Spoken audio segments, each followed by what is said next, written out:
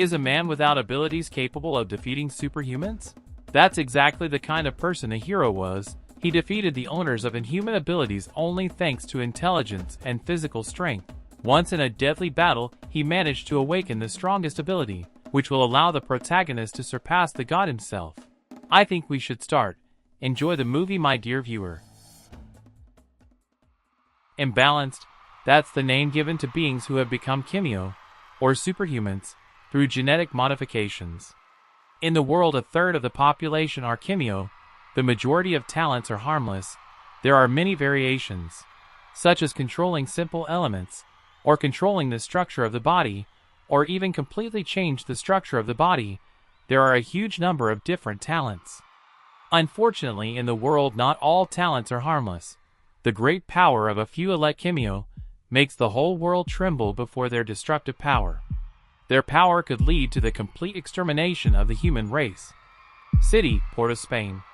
There the commentator was talking about an upcoming fight in which a rookie human titan from the rocking horse Blazing Embers and his penonnet was the deadly spiky kimyo, who had 15 wins and only 4 losses. From the rocking horse Saltlesk faced off. The man's name was Kuel. The commentator spoke vehemently about how the man would shrink from fighting against kimyo. The opponent was annoyed at fighting a pitiful man. The hero, on the other hand, was pondering what ability the opponent had. The referee announced the start of the fight, and the enemy provoked Jakarta to attack. His ability was the talent of Wild Raz. The bout began with a Kuel kick. The referee ran away, as he did not want to be in the center of such a fight. The enemy continued to strike, and then began to provoke the hero to attack him again. Shahard was not stupid, for the enemy uses spikes, and attacking foolishly, he would lose. Kuel promised he wouldn't use spikes, and even though he knew it was a decoy, he decided to try and attack. He dodged his opponent's blow, and was ready to strike his blow directly at his opponent's torso. But at the last moment Kuel used his spikes, which stopped Shahard. The hero was angry for such behavior, but continued to analyze the enemy's ability. Now he knew that the enemy could use spikes in a certain place. Hero told the enemy that he knew he couldn't hold the spikes for longer than a minute. The hero started to get up and warned that it was now his turn to attack. Shahard began to move around the enemy very deftly to use the spike. Waiting for the moment, he delivered a precise blow to the jaw that made the enemy drool. The hero jumped up to deliver a killing blow with his foot, but the enemy began to smile. So he knew that now evading spikes the hero will not be able to dodge. The man cancelled his aerial attack, which shocked the enemy. The hero made a very strong U-turn, and delivered a powerful blow right on Kuel's stomach. The hero was about to deliver another devastating blow, and the enemy noticed it. He covered his face with spikes. He was sure that Caesar would not strike, but it was a trick, and the blow was aimed at the stomach of the enemy. The enemy managed to grab the hero's arm and use the spikes, after which the whole arm was pierced. The hero, on the other hand, was surprisingly happy, as this was also part of his plan. The enemy got scared and instantly got hit hard right on the jaw. 1 hour passed after the battle. The hero was wiping his wounds as the commentator announced the next bouts. The hero was covered in cuts and blood. This fight had not come easily to him, though for a man to defeat a kimyo was a real achievement. Behind the hero's back were 2 unknown men. Checkhard turned around and became wary. The hostile men were angry, as they had bet a lot of money on the hero losing and blamed him for winning. The men ordered the hero to give all his money, only then they would leave him alone. The hero asked them to close the door first. The enemy took out a knife and said that here Shishard's journey will end. A minute later, the girl behind the counter was waiting for the hero and could not understand where he went. The man said hello, and the girl said how seductive and cool he was. The hero thanked her, and she expressed her indignation that the hero had never been to a party after the fights. The girl gave the man the money he earned today fighting, and said that if Chihard gets lonely he can safely come to her. The hero took the money and informed the girl that by some miracle he had 2 wounded gorillas in his locker room. At night, the hero was in great pain. He climbed into the bathroom. On the table was a huge amount of painkillers, but the hero could not stop, because he did not want to be unemployed and useless. The next morning a man and a girl drove up to the house. They waited for the hero and discussed the fact that the man was late again. Chihard hinted that his friends were talking too loudly, not even thinking about the fact that it was 6 o'clock in the morning. The friends said that in all the time they had known each other, no one had ever gone to visit Chihard. A little later they arrived at the place. The hero's friend thanked the girl, and they went to the dojo. Hero's partners in the dojo, and he himself is not from a rich family. The old man was the teacher of the hero and everyone here.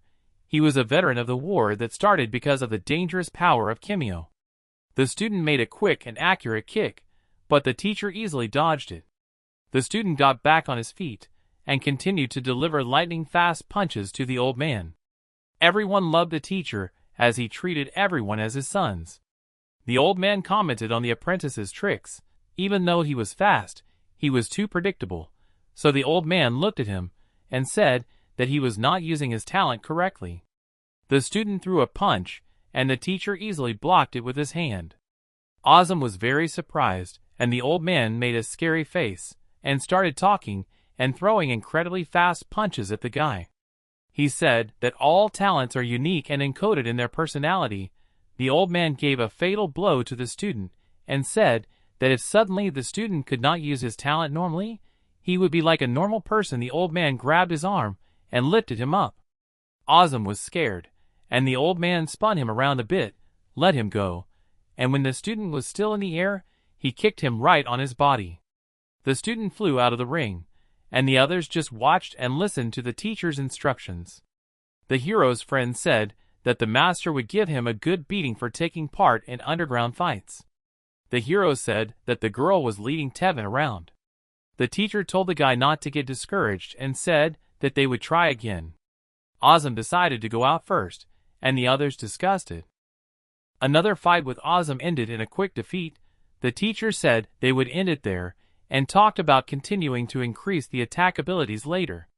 The old man turned to the hero, and making the most frightening appearance possible ordered him to go to him. The hero was terrified and his friend laughed at him. With excitement and fear in his eyes, the hero walked up to the teacher and said hello. He looked at the boy with a cold and fearful look and started to scold him for fighting again, as he was worried that if the hero faced a strong Kimyo, he might die. The teacher didn't want to lose another son. The old man gave the hero a good slap across the face. The old man yelled at the hero for not defending himself. After calming down a bit, the master said they could start. Footsteps were heard. An unknown man entered the hall and asked old man Leo why he was so serious. This man was one of the 150 strongest Kimyo, so he was too arrogant, and for this reason, he was not liked by the whole town. He said hello to the old man's students. The teacher was wary, and the hero asked who this Rokash was. The other students called the man illiterate, as there is a sign at the entrance to the dojo saying that outsiders are not allowed to enter. The coach said the guest was not welcome. He also said that this is not the best way to welcome a former student. The hero was incredibly surprised by the fact that this Kimyo was a student. The other guys were angry and insulted the man. The man suggested a sparring match. The master said that the former student has not changed. His body began to be covered with flames. He was completely covered with flames and ordered him to stop all this circus. It was the first time the hero saw the master in such a state. The old man calmed down a bit and told Rokash to get out. The enemy retreating said that very soon the old man would see the true power and die. Sometime later in the evening, the hero was tidying up the hall, and the master was carrying bags. The hero asked if the master was okay, and asked what had happened in the past. The coach said that this man was his student a long time ago. His arrogance prevented him from developing, but he was still the strongest. The teacher said that at that time he had only 4 students, and Rokash was always challenging others to assert himself. The old man also said that Rokash could never take responsibility in a fight. He killed one of his students, Yakov. There was an investigation after which he never came back. The hero said if he ever came back, he'd beat him up. The coach did a baby voice and said his boy was threatening someone. The hero laughed at this and said that all the students would support the old man to the last. The old man was happy to hear these words and told the hero to go home. He could finish cleaning up by himself. The hero headed to the hospital. The doctor came and said that he was happy to see Chihard. The hero asked how the doctor was doing, and they started chatting. The doctor also surprised the hero with the fact that Zdiliana already has a sixth child. The guy was surprised that the doctor's daughter is a real heroine. The doctor came to the point and gave a lot of drugs. The doctor asked how things were going with the guy's left eye, asked if the vision was coming back. The hero said that now he could see about 60%. The doctor took off his glasses and sincerely asked the hero to stop, because he had incredibly serious injuries. A lung was punctured, collarbones were broken, a huge number of scars in the tissues and muscles.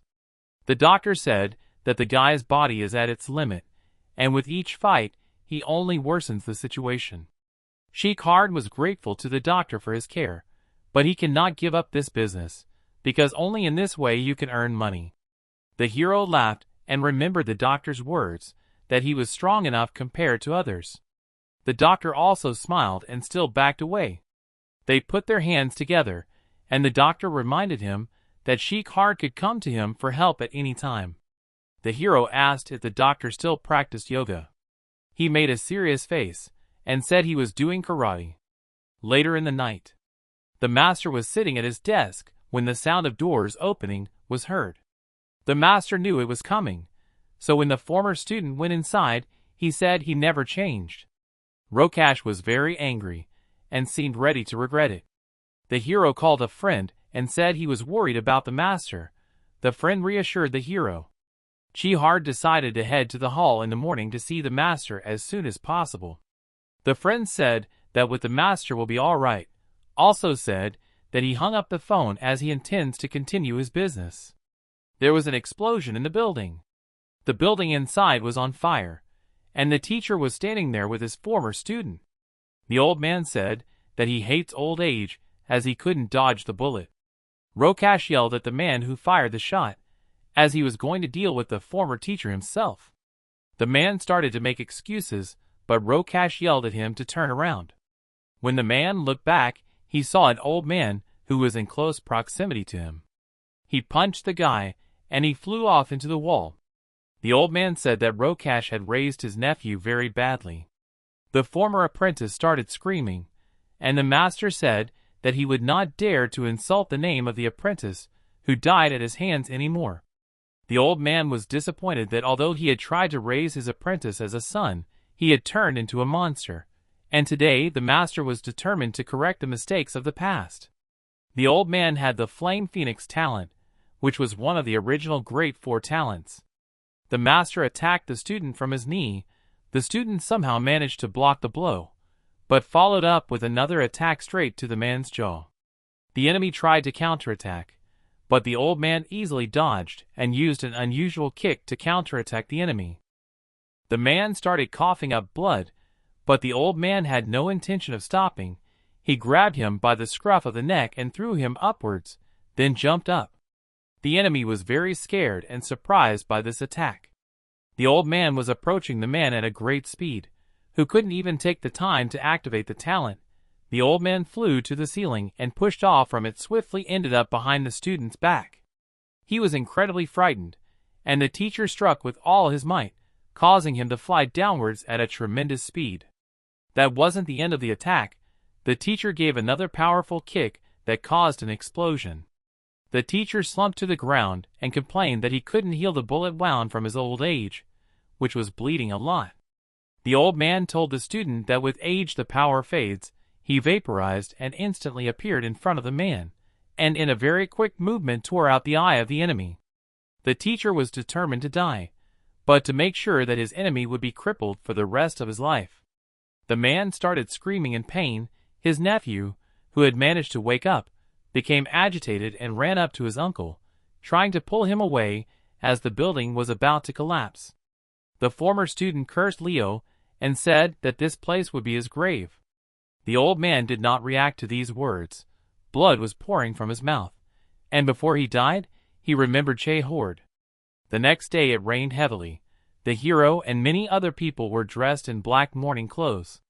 They began to announce the death of Leo, a man of genius, and talked about his life and the incredible abilities he had used for good. A friend of the hero was determined to get revenge on Rokash for killing his teacher. One of the other students said that there would soon be a tournament where you could get a chance to fight Rokash one-on-one. The hero, on the other hand, thought, but after a little while he replied he was the only one who didn't have the talent. The friend encouraged Che-horde. He said that his teacher always spoke of him as the smartest during battles. The hero said that once they agreed on the final goal, they could begin. Remembering the past, the man who killed the teacher was excited. For months past, all the guys came to participate in the tournament and get a chance to avenge the teacher. One of the team said that they had already booked the locker room and all they had to do was register for the tournament. A girl told her boyfriend to be as careful as possible. The TV announced that one of the organizers was about to be shown. They started talking about Rokash, the man who killed the hero's teacher. They praised him as an incredible talent. Also, the TV said that they were still mourning the death of the past Master Rokash, who was a war veteran. One of the students was angry, since it was Rokash who killed the teacher. The hero was ready to fight. The way Rokash was being praised on TV made the guys even angrier, especially the hero. Lee Hard asked what their plan was. One of the friends said they needed to not die, since killing was allowed in this tournament. One of the men confessed that the master would kill them for participating in this tournament. He did not even confess to the girl that killing is allowed here. The fourth match of the night was announced. Tevis, one of the hero's friends, was in it, and he was announced. Tevis' opponent was a dream untouched. Kimio, whose speed is unrivaled, and Sunraz, who has never been injured, were announced. The man expressed that he was interested in this fight, and the opponent just ignored it. The hero's friend continued to talk, but the opponent was behind his back ready to kick. At that time a man approached Rokash, who was watching the fights. He wanted to make some kind of proposal. His opponent's punch went through. He said that everyone who tried to beat him had lost, and Tevis would be no exception. Tevis called the enemy a dumbass and attacked him with a punch, but the enemy was able to dodge and hit him with a knee to the stomach. The enemy began to move quickly around Tevis. It seemed to him that the enemy created two clones, so great was his speed. The hero shouted to his friend that it was time for him to raise his defense, as he was running out of steam. Though Tevis tried to do so, he was attacked from three sides. He was on defense. He was taking blow after blow, and his body was transformed. His rhinoceros hide talent showed itself. The enemy was surprised, and Tevis attacked without wasting time. The enemy didn't realize what his talent was but still managed to dodge. The enemy retreated into the distance. Now Tevis was almost impenetrable. The enemy went on the attack with his clones. Tevis realized that he could not keep up with his opponents. He thought about exhausting him, but the opponent was in front of him and struck from the knee. Tevis was surprised, as the enemy's attacks penetrated even his armor. The hero shouted out a piece of advice, namely, as the teacher taught him to find the enemy's weak spot. As the teacher said, talents are just a smoldering flame. A person can both strengthen and extinguish it. Tevis could not keep track of his opponent. He began to think about how he could win. He heard the voice of the hero, who shouted to him on the ground. The enemy started to attack, and Tevis took the advice and kicked the ground, which stopped the enemy's attack, and Tevis had an opportunity to grab the enemy by the scruff of the neck. He used it and struck his fist right on the enemy's stomach. Such an attack sent the enemy flying far forward, and Tevis was enveloped in a cloud of dust. The commentator and the audience were incredibly surprised, as the course of the fight changed dramatically in an instant. The enemy crashed into the barrier and lost consciousness. And Tevis laughed at the fact that the enemy was knocked out with one blow. The man's girlfriend hugged his friends, rejoiced at the victory. Tevis asked where Chocord was. It turns out the hero will fight next, so he went to get ready for the fight. The commentator began to announce the participants of the fight. The hero was approached by an opponent who was angry because instead of showing his talent to the world, he was forced to fight a man. He said that after the hero dies, he will move on to the next fight. The enemy laughed brazenly to the hero's left, but Chohard said that he shouldn't stand in his way. The man who killed the teacher looked at the hero and realized that he looked familiar. The referee announced the start of the fight.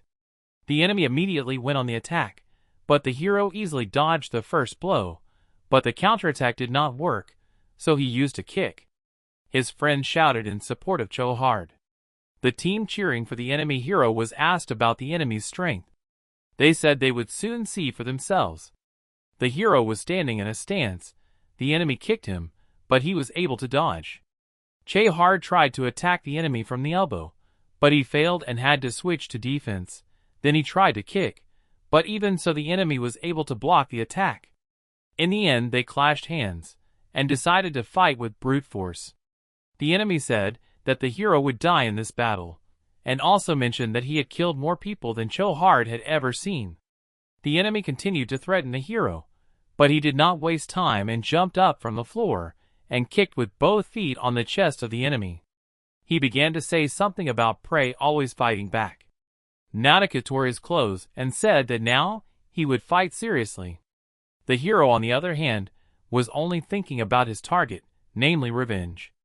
The enemy team was talking, but they were sure that their killing machine wouldn't die at the hands of some human. The hero delivered a powerful blow to the enemy's face, immediately dodged his attack and delivered a second elbow strike. Suddenly, the enemy was able to grab Chohard by the throat. The enemy began to growl, and slashed the hero's chest with a blow of his hand. The hero's team saw the terrible wound, and the opponents were sure of their fighter's victory. The hero grabbed his wound, which was quite deep. There was blood on the floor, and the enemy was very happy about it. Chohard was bleeding, but he needed to last at least one more round. The hero tried to attack, but the enemy not only dodged, but also managed to counterattack. The hero flew very far away from the enemy's blow, leaving a trail of blood behind him. The enemy came down to the pool of blood, approached it with his face, and licked it off. The enemy again rushed to the attack. The spectators who were watching this fight were enthralled. The enemy made many slashing blows. The hero had cuts on different places of his body with each blow. The enemy, however, said that the more the hero bled, the less he would breathe. The hero's friends could not understand what was happening. Teva shouted to the hero to look for the enemy's blind spot. The hero, all wounded, stood in a stance. In fact, once Naraka sheds blood, you can consider him already victorious. The enemy roared very eerily. While the hero's blood was flowing, the enemy's hunter instinct was awakened. The hero's friends wanted to stop the fight. The enemy said it was too late. The enemy's talent was blood madness, which increased his characteristics. The allies were worried, and the spectators cheered. The enemy looked at the hero with a fearful look, who was thinking about how he would fight. The battle was about to continue. The friends discussed that now the enemy has no weaknesses, as the whole arena is covered in blood. The enemy jumped up and threw a strong kick, which the hero dodged. Chohard was throwing a huge number of punches, but the enemy couldn't be bothered. He was smiling. The hero got excited as the enemy threw a punch. The hero was able to dodge, and the enemy tried to attack with his knee, and Chohard was able to get behind his back and grab his stomach. With great effort, the hero was able to lift the enemy and ask him with all his might to flex. The friends began to rejoice, but the fight was not yet over. The enemy grabbed the hero by the arm, and saying that the prey will never win, with all his might hit the man on the back of the head, from which his face pierced the floor. All the spectators fell silent. His friends could not squeeze out a single word either. The enemy began to abuse the man, who somehow remained conscious. The enemy prepared to strike another blow, and struck, from which the body of the hero flew a few meters away. The enemy began to talk about the fact that the power cannot be faked, and it is either there or it is not. They tried to stop the fight, but the enemy was determined to kill Chohard. He started talking to the audience, and said that he was going to kill the hero. The enemy said he would hang Geo Hard's head on the wall. The man who killed the teacher was disappointed in the hero, as he expected more from him, since he was trained by the teacher. The enemy made a last dash to bite off the hero's head. He thought that here perhaps he would die. The hero was not going to stop halfway. He could not give up. The whole field in which the battle was fought was covered with flames. Friends and in general all those who watched the fight did not understand what was happening. At this rate, the barrier wall wouldn't hold for long. Liu's used distance control to hold back the flames, while Azam saved the spectators, and his friend also protected the people getting wounded. Though he was in pain, he was glad, for those flames were the same as their teachers. At that time inside, the enemy did not realize what was happening. The hero turned into flames. The enemy started shouting that the hero had tricked him. He had registered as a man without powers. The hero was covered in flames. His body began to regenerate, and he felt no pain. The guy could not understand what this power was, and the enemy could not believe what he had just seen. Hard felt as if he had been reborn. The enemy said that nothing would change because the hero was using the ability. The enemy went after the hero. At that time, one of the people returned from the cafe and saw the arena, which was completely covered in flames. The hero looked completely different than before. The enemy friend said to run away. The hero had a very interesting feeling. The man asked Rokash to stop the fight because the audience was in danger, and he broke his chair out of anger and fear. The friend shouted to Hard to stop, but he did not pay attention to it. The enemy attacked the hero, and he pointed his hand at him and said he would die. Flames enveloped the enemy's body, and he caught fire and began to burn in an instant. The friend was very surprised, and watching the hero easily kill the enemy was shocked. It was at this moment, it was in this battle that the hero took his first step across the line. The enemy, on the other hand, died of burns. The audience was horrified by what they saw. Friends were equally shocked by what they saw. The fire began to leave the hero's body, and he came to his senses. The hero fell to one knee, and his friend immediately started to run to him. The friend asked how the hero's wounds were, and he said that he felt his body torn apart and instantly sewed back together. The friend asked since when did the hero become a killer. Hard didn't know what to answer his friend. The glass where the teacher killer had been sitting all this time shattered. All the cameras immediately pointed at Rokash. The friend suggested that what he saw made him suspicious, and the hero agreed. At that time, the commentator said that Rokash might have had an accident. The hero waited silently for what would happen. The enemy started shouting something about the old man passing on his talent to the hero. The hero didn't understand what the enemy was saying, but he expressed surprise that the teacher had chosen Hard between the two of them. The enemy started yelling that the old man was lucky to find a successor before his death. The enemy was surprised that it was a man. The enemy promised that he would kill the hero as easily as he killed his master. People were shocked after what they heard, as they didn't know that it was his former student who killed Leo.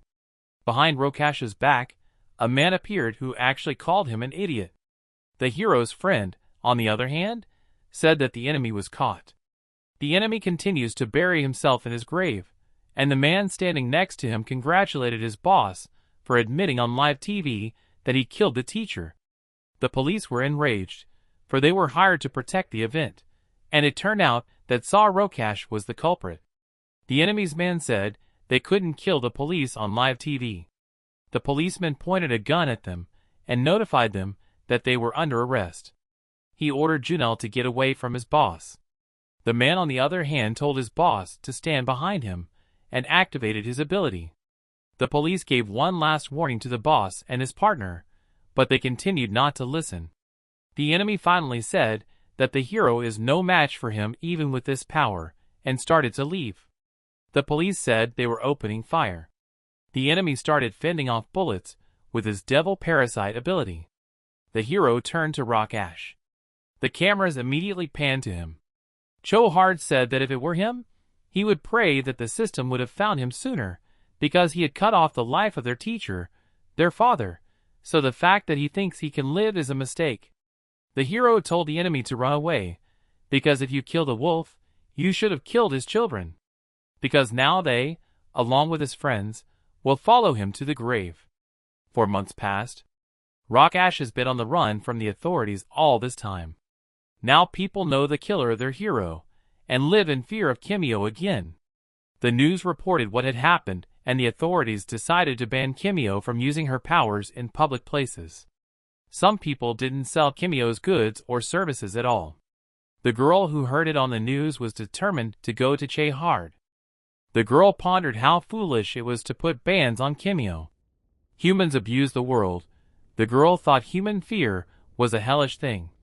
She thought of the past, in which there had been a war between the Kimio population, whose population had grown, against humanity. Since the Kimio were a third on planet Earth, some of them wanted to completely destroy humanity.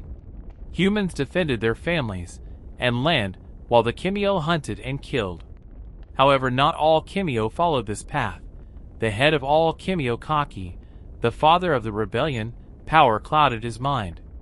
There were 150 strongest Kimio in the world, with about 250,000 other Kimio. And the top 10 strongest were called divine level. Kamen was number 1, and because of him, the war lasted 124 years, ending in 1957. Even though Kane was the strongest, he was killed. That kind of expense was only because of the war heroes.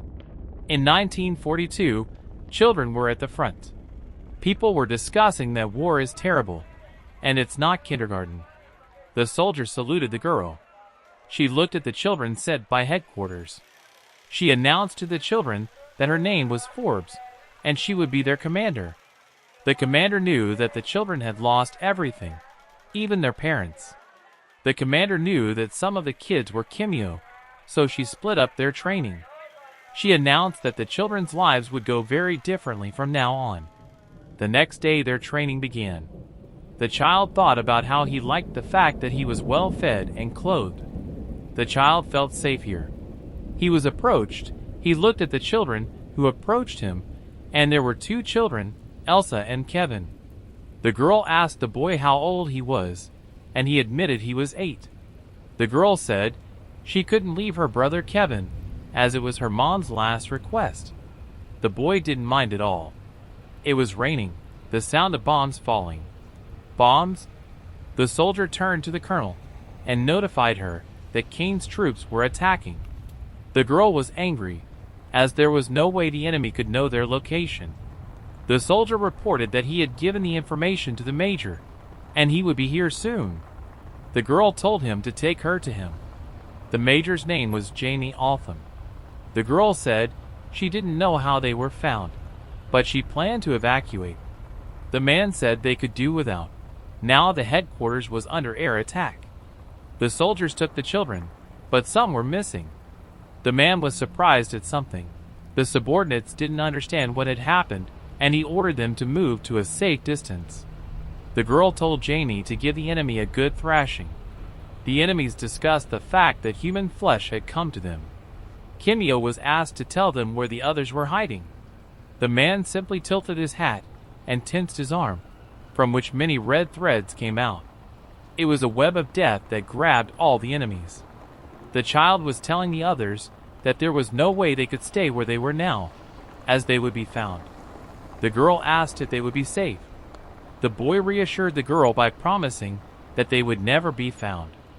At that time, one Kimio was passing by. He noticed a boy who didn't expect them to be found. The children began to run away from the huge number of Kimio. The boy told the other children to run away, and when asked if he would go with them, he said that he promised they would be safe. The boy's hair caught fire. The girl was shocked. And the boy got covered in fire and told the kids to hurry up. While the man was catching the enemies with his threads, the young teacher was killing the enemies with his fire. They continued their skirmishes and eliminated many enemies. The man noticed the fire in the rear and instantly headed there. When he saw this picture, his eyes opened wide with shock. The boy, on the other hand, reflected that he now had a purpose in life. The man asked the boy's name, and he introduced himself as Leo Thomas. The hero took the picture. He looked at it with a very wistful face. There was a picture of him with his friend and teacher. At that time they were incredibly happy. In the past, the soldiers were unable to hold their positions due to the strong onslaught of the enemy. One of the soldiers told the commander that they couldn't hold out any longer. He said to just wait, to which the soldier got angry. They saw an airplane. They immediately cheered up. The plane was firing machine guns into a crowd of enemies. It was Major Altham who was flying the flying machine. One of the enemies told the Kimio to shoot down the plane that was firing at them. The major said he was going into active support mode. The private started to take off his seatbelt. The commander ordered him to hurry up, and he quickly climbed onto the wing of the plane. He hooked himself with his belt up to the aircraft and said they could put in position. Kimio asked his general for permission to fire, but he was devastated as it was too late. A very strong explosion came flying at the enemies. The soldiers were very surprised and pleased to have such a destructive force on their side. The enemies were burning alive. The guy who released the fiery blast was a young teacher. He turned to his master and said that he thought he would be more useful down below with the other people. The commander said he would kill the guy if he left the plane. The guy smiled broadly and said it was too late. He pretended to unbuckle his seat belt and fell out, to the angry shouts of his commander. Leo flew thinking that it was stupid to take off his mask. The enemy wanted to shoot Leo. At another time, in a building, the commander was talking to a man, and talking about being good with a knife. In a similarly creepy voice, the man said he hoped the knife was intimidating enough. The man heaped tall said he would tell everything. The commander said the general made a wise choice. The man congratulated the general on being the wisest of all the men he had captured. At the time, Leo was fighting on the front lines. He liked killing enemies very much, as that was his goal. A few hours later, the major arrived at the girl who said hello to him. The girl rasped to the man and Leo. They talked about Leo and how strong he was. The man said that the boy has an incredibly strong talent, and if used incorrectly, he would be a serious threat. The girl, on the other hand, told the man to finally admit that she feels like a big brother. The girl told the bad news, namely that the enemies had captured the airbase and gave the task of destroying it. The girl said that she had no men available and sent a man along with Leo on the mission. Leo at the time said that many soldiers are talking about the fact that Leo should be given a private plane. The man, on the other hand, said he wouldn't trust the guy with even a can opener. When Leo heard about the mission, he lit up and was incredibly excited. Leo was approached by a girl who congratulated him on his first raid. It was Elsa, the very same girl that the guy had once saved. She approached the happy Leo and said it was time for him to return to her. Leo and the man arrived at an airbase controlled by the enemy. The man explained that it was a supply center, so they should completely destroy the planes that were here. The man very stealthily got close to one of the enemy soldiers. Together they captured the enemy. Leo told that here are people who were recently kidnapped. The guy was very happy, because now this mission could turn into a rescue mission. The man told the guy to calm down, as these were hostages of the enemies. They were the so-called human shields that the enemies were using. They talked and came to the conclusion that they needed to be as quiet as possible. Suddenly the commander's face changed. He saw the devil. Leo didn't understand what the man was talking about. It turned out that the strongest Kimio, Kate, was on this avio base. Kane, nicknamed the Demon Kimio, was right in front of the men. Leo reported that after dialoguing with the colonel, he got the information that the entire army was heading towards them. The man said that they didn't have that much time and Kane would be able to leave. The man realized it was certain death for both of them, but said they needed to hold him off. The enemies walked in front of their leader. The man used his ability to eliminate them instantly. Kane reacted and used his ability as a fireball flew at him. A psyker ability, it is unknown what it can do, but if used properly it can kill all living things. Kane asked the army if it was an army, in a voice that sounded like thousands of souls. The man said hello, and Leo also said hello to his most important and powerful enemy. The man looked at the pair pruriently and assumed they had come to swear allegiance to their new master. The man said they were two psychos looking for a thrill. Cain said their dialogue was not finished and held out his hand. The man ordered Leo to dodge, and the man did not hesitate to follow the order. The enemy used the ability on the ground. He said it was useless to run away and raised his hand. The ground was filled with lightning and started to move. Leo saw it and was very surprised as there was a huge wave of earth behind his back. The guy used his ability to accelerate and dodge, but several more waves appeared and followed him. Leo wondered how long they would follow him while dodging the powerful attacks. He decided to fly into the air, but the ground clung to his leg, and later his body was completely enveloped by the earth. Only his eye was left free. The man screamed with anger. The snake hissed angrily. The man used his threads to split the ground. Thanks to the man, Leo managed to get away from the attack. Poor flew up to the enemy, and the man asked if the guy knew how Cain's talent worked. The attacking man explained that to defeat Cain you need at least 3 talents of the same power, and finally he gave Leo a mission to survive. The boy accepted the order, and used his ability to launch a fire attack on the enemy. The place was covered in flames from which a snake jumped out. Leo somehow managed to dodge this attack, and the man told Leo not to let the snake bite himself. This is part of Cain's talent, and once the snake tastes someone, it will take their soul. The enemy got close to the man and asked if they had finished their study. He said the men should have stayed in their mother's wombs. Leo said that the enemy should fire the man who poured his mouth, as it was not working well. The girl was fully equipped at the time. Another girl asked how many tanks they would take, and the commander replied that they would use all they had. One of the soldiers told the bad news, namely that according to his data, the loading of the Zamalites will soon be over, so he assumed that the commander and Leo were in a fight, which equals that they are corpses. The girl hearing this was shocked. At that time, Leo and man from both sides attacked the enemy. Leo tried to strike with his foot, but Cain grabbed man's face, and with his ability, pushed both of them away. Leo and the man flew a great distance away. They were still alive, but they were at their limit. The man said that they had only a short time to live. Leo saw a very scary picture, a lot of people exhausted from life in cages. After something like that, Leo was angry, and couldn't use his power to its full capacity because of the risk of injuring people. At that time, a head appeared to the right of Cain, who asked if Leo and the man's loved ones were alive. The man told Cain that they didn't care about his threats. Cain said that if the boys followed him, they would be fine. The man used the ability of his threads and directed them into the ground. They burst out from the ground near Cain and covered him completely.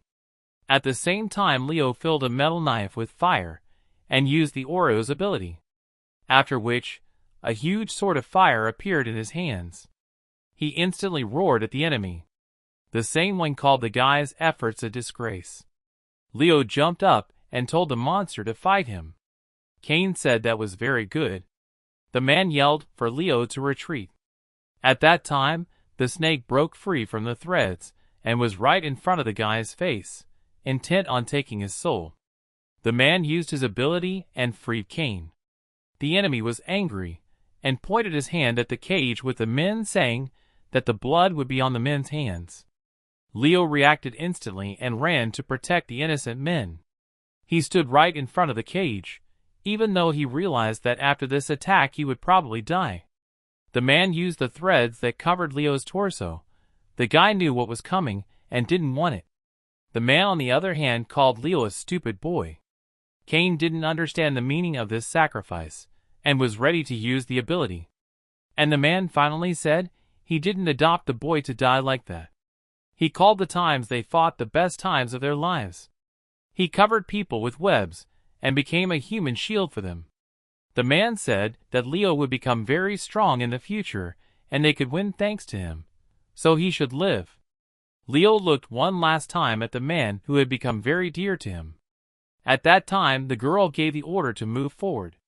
She announced that the lives of their 2 men were at stake, and the opportunity to kill the strongest enemy.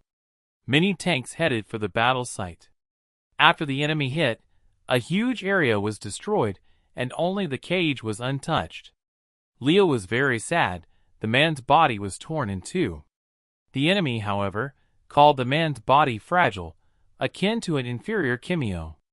Leo was overwhelmed with anger towards Cain, and the enemy was surprised that the guy decided to continue. A huge pillar of flame rose towards him, and Cain asked if the guy knew the origin of the power spray. He said one word, Thanatos. Leo's body transformed, and he looked like a god. The enemy said Leo had a brotherly talent. At that time, the army went into battle. The girl destroyed the tank. She ordered the men to continue the attack. The enemy began to tell that a long time ago, when no one knew about abilities yet, there were 4 brothers, each with a different talent. They were the first Kimio. During their fight, Cain told a story, namely that at that time the brothers were worshipped as gods. He said that they possessed the talents that started it all. He said to join them, and not to stand in the way as before. Cain threatened that Leo would experience true fear if he refused. The boy said that even the mere existence of the enemy was harmful to the land. He said he was given orders to survive, and it was Cain who killed the man. Leo said he wished the master had survived to see how strong he made him. Cain called resistance the choice of fools and pointed his hand at the guy. Leo realized he couldn't win, but he was ready to give his life to protect others. Cain said Leo's death would leave him no honor. Out attacks collided. Much to the enemy's surprise, his defenses cracked. He used a Cerberus to devour Leo's soul, but he himself blocked the snake's mouth with his hand. The enemy said that it was a big mistake, but the enemy's face changed as Leo's soul didn't leave his body, and he attacked Cain with incredible strength. The man started coughing in pain and used a force that knocked Leo back. Boy Euro leaving a trail of blood behind him. From the cage, Leo heard the voices of people begging for help. The souls absorbed by Cain were being saved, and that gave Leo some time. He went to the cage and warned the people to hold on. He spun on it with his back and used the fire in his legs to start moving it. At that time, the enemy was dealing with the souls that had escaped. Cain asked how much time they had left, and the soldiers said their plane was ready. At that time the army arrived. From the main goal was to save people. The girl found Leo lying unconscious. That very evening, Cain escaped. The soldiers evacuated the civilians. The girl cried as she saw the man's body. 1 month later at the General Staff Hospital, some men came in and asked if Major Leo Thomas was here. He said he was. Cain turned out to be dead. As he died of his injuries, Leo was honored as a hero. He hated his fame as it reminded him of how he lost someone very dear to him. Talent transfer. Talent is a birth defect that appears in babies who can no longer be called human. There are 3 ways to get a talent. Talent transfer is only available to people with a lot of experience. After that they die. Usually this is available to the top 150 for transferring strong talents. Talent extraction is an illegal way of forcibly extracting talent. Most likely Cain used it. Or possession of an object. These are objects in which the talent is developed, and they can allow the bearer to use it. The hero thought about the fact that before the bans, he was used to being a man among Kimio in his dojo. Master Leo was like a father to Chohard. They participated in many martial arts competitions. The hero described the fight between the 2 Kimios as a magnificent scene. At that time, all that power walking around without worrying about anything, but it wasn't always like that. Battle of Waterloo, 1815. Unlike today, a group of soldiers received the command to fire, and shots were fired. The opponents were in the trenches at the time. The soldiers asked the colonel for a reaper to be sent to them. Without one they would lose. The commander said he had called for a reaper. Kimio were very rare at that time, and for centuries too. The messenger ran to the men. The man told the messenger to rest, and he started talking about Napoleon sending a huge amount of reinforcements. He asked for the priest's help. The man closed his eyes and thought for a while. He hoped that Napoleon would not force him to send the Reaper. Kim Yo said he was still a soldier, and he was willing to serve for his homeland. His name was Jack. His father told his son to come back safe and sound because the country needed him. Kim Yo were the ones whose hands had built countries, and for now out of fear. The soldiers saw a Reaper on a horse coming to their rescue. The commander ordered everyone to lower their heads. At that time, the opponents saw one soldier did not understand anything. They thought he was crazy to march on an army alone. The order was given to shoot. The guy jumped up and dodged the bullets. The commander again ordered the soldiers to lower their heads. And the guy made a serious look. His side opened up with some purple thing, and a thread came out of it, with a sharp weapon on the end of it. The guy grabbed it, and with all his might began to twist it. From such an attack a huge number of people just flew into the air, and the Allies, only thanks to the order, were able to survive. The Napoleonic War was won only thanks to the 3 Kim Yo. The guy continued to attack the enemies. He jumped up, and from the air used his weapon again. The opponents tried to shoot at him, but in the end, one by one, they were defeated. Only the captain remained, who noticed very late that all the men were missing, because in a moment the guy's blade was already near his throat. Though history hid their names, they made a great contribution to it.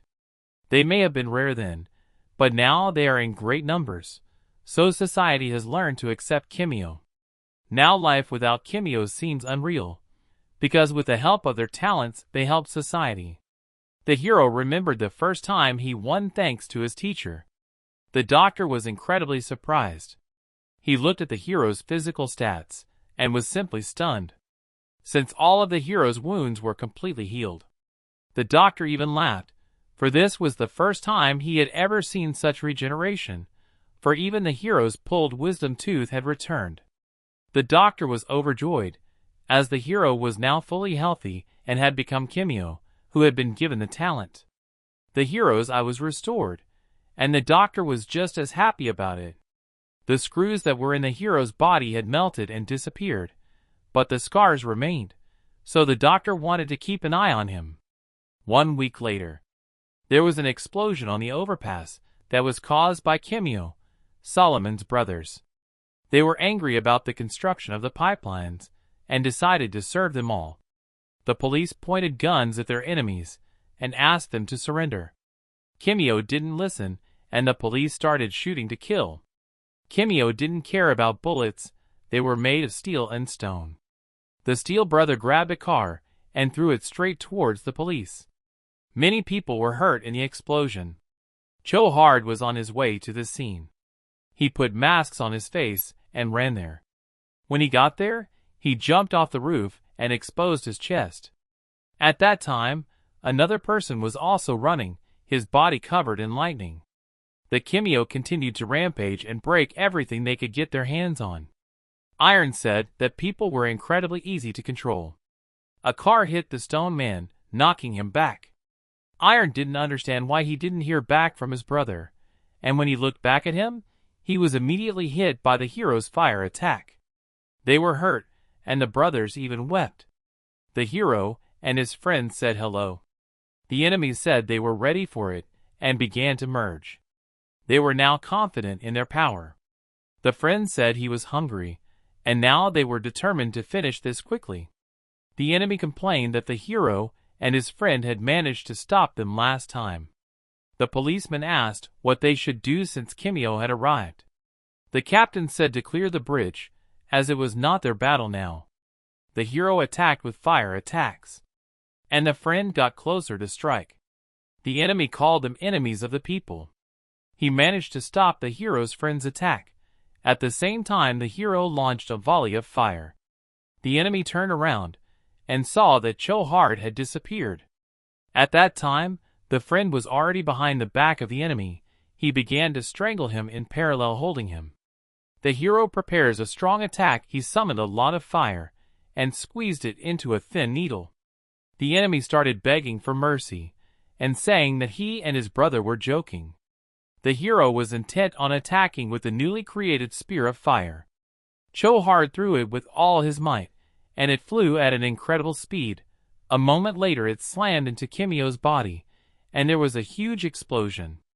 The threat was neutralized, and they were captured by the police. The inspector thanked the hero and his friend for their help. Another policeman asked if they should arrest all the Kimio. The inspector said they had already arrested all the Kimio they had seen. This made Chohard and his friend laugh. They said goodbye to each other and left. They headed to Island Kimlock's guest mansion. The hero's friends said they were back, and once again thanked Hemlock for letting them stay. Hemlock said there was nothing to thank him for. The hero asked if there was any information on Rock Ash. The friend complained about Kimio's ban, as it was getting in the way. Also, the friend said that from the new sensei always keeps them in suspense. The hero said that the regulators are acting as they should, and he is not harming civilians. The girl said that the hero and his friend were all over the news as usual. The girl said that his spear was terrible. Chohard started to defend his attack, and the girl mocked him. A little while later, the hero was walking down the hallway. The girl said that this place must be a landmark. The hero said that they are literally hiding here, so guests are a bad idea. The girl, on the other hand, continued to praise the place, saying many interesting facts. The hero said that it was indeed a rich family. The girl saw that the hero was worried about something, and said that she would be happy to see him. The guy smiled right up to his ears. Later that night, the hero headed to an orphanage on the west coast. He was hidden by a hood and walked up to the counter. The girl said the guy's name, and he asked her not to do that, since there was an order to arrest all Kimios on the spot. The girl apologized and said that the same one had been asking about the hero for months on end. Later, Che was already walking up the stairs. Before entering, he got a little worried. He stood in front of the doors and thought about what he would say. At that time, the doors opened and a happy girl jumped out and immediately jumped into the guy's arms. The sister was very glad to see her brother. The hero was genuinely surprised and proud that his sister had incredibly high grades. The girl decided to boast that she was the head of her class. Chohard asked what the girl wanted when she took first place in the exam. She smiled sincerely and sincerely asked to take her to even Tevin and the others. The hero stood up and said he was willing to do anything for Yukiko. The girl was angry that he didn't visit her, and very angry that she was making money by fighting. The hero came up to her and asked her not to be angry for long. He told her to brush her teeth and rest. They hugged goodbye and the girl asked to visit her more often. At Uncle Louis's mansion, the girl said the day had come. She said that if the boys managed to move her, she would tell them about her talent and what she had hidden.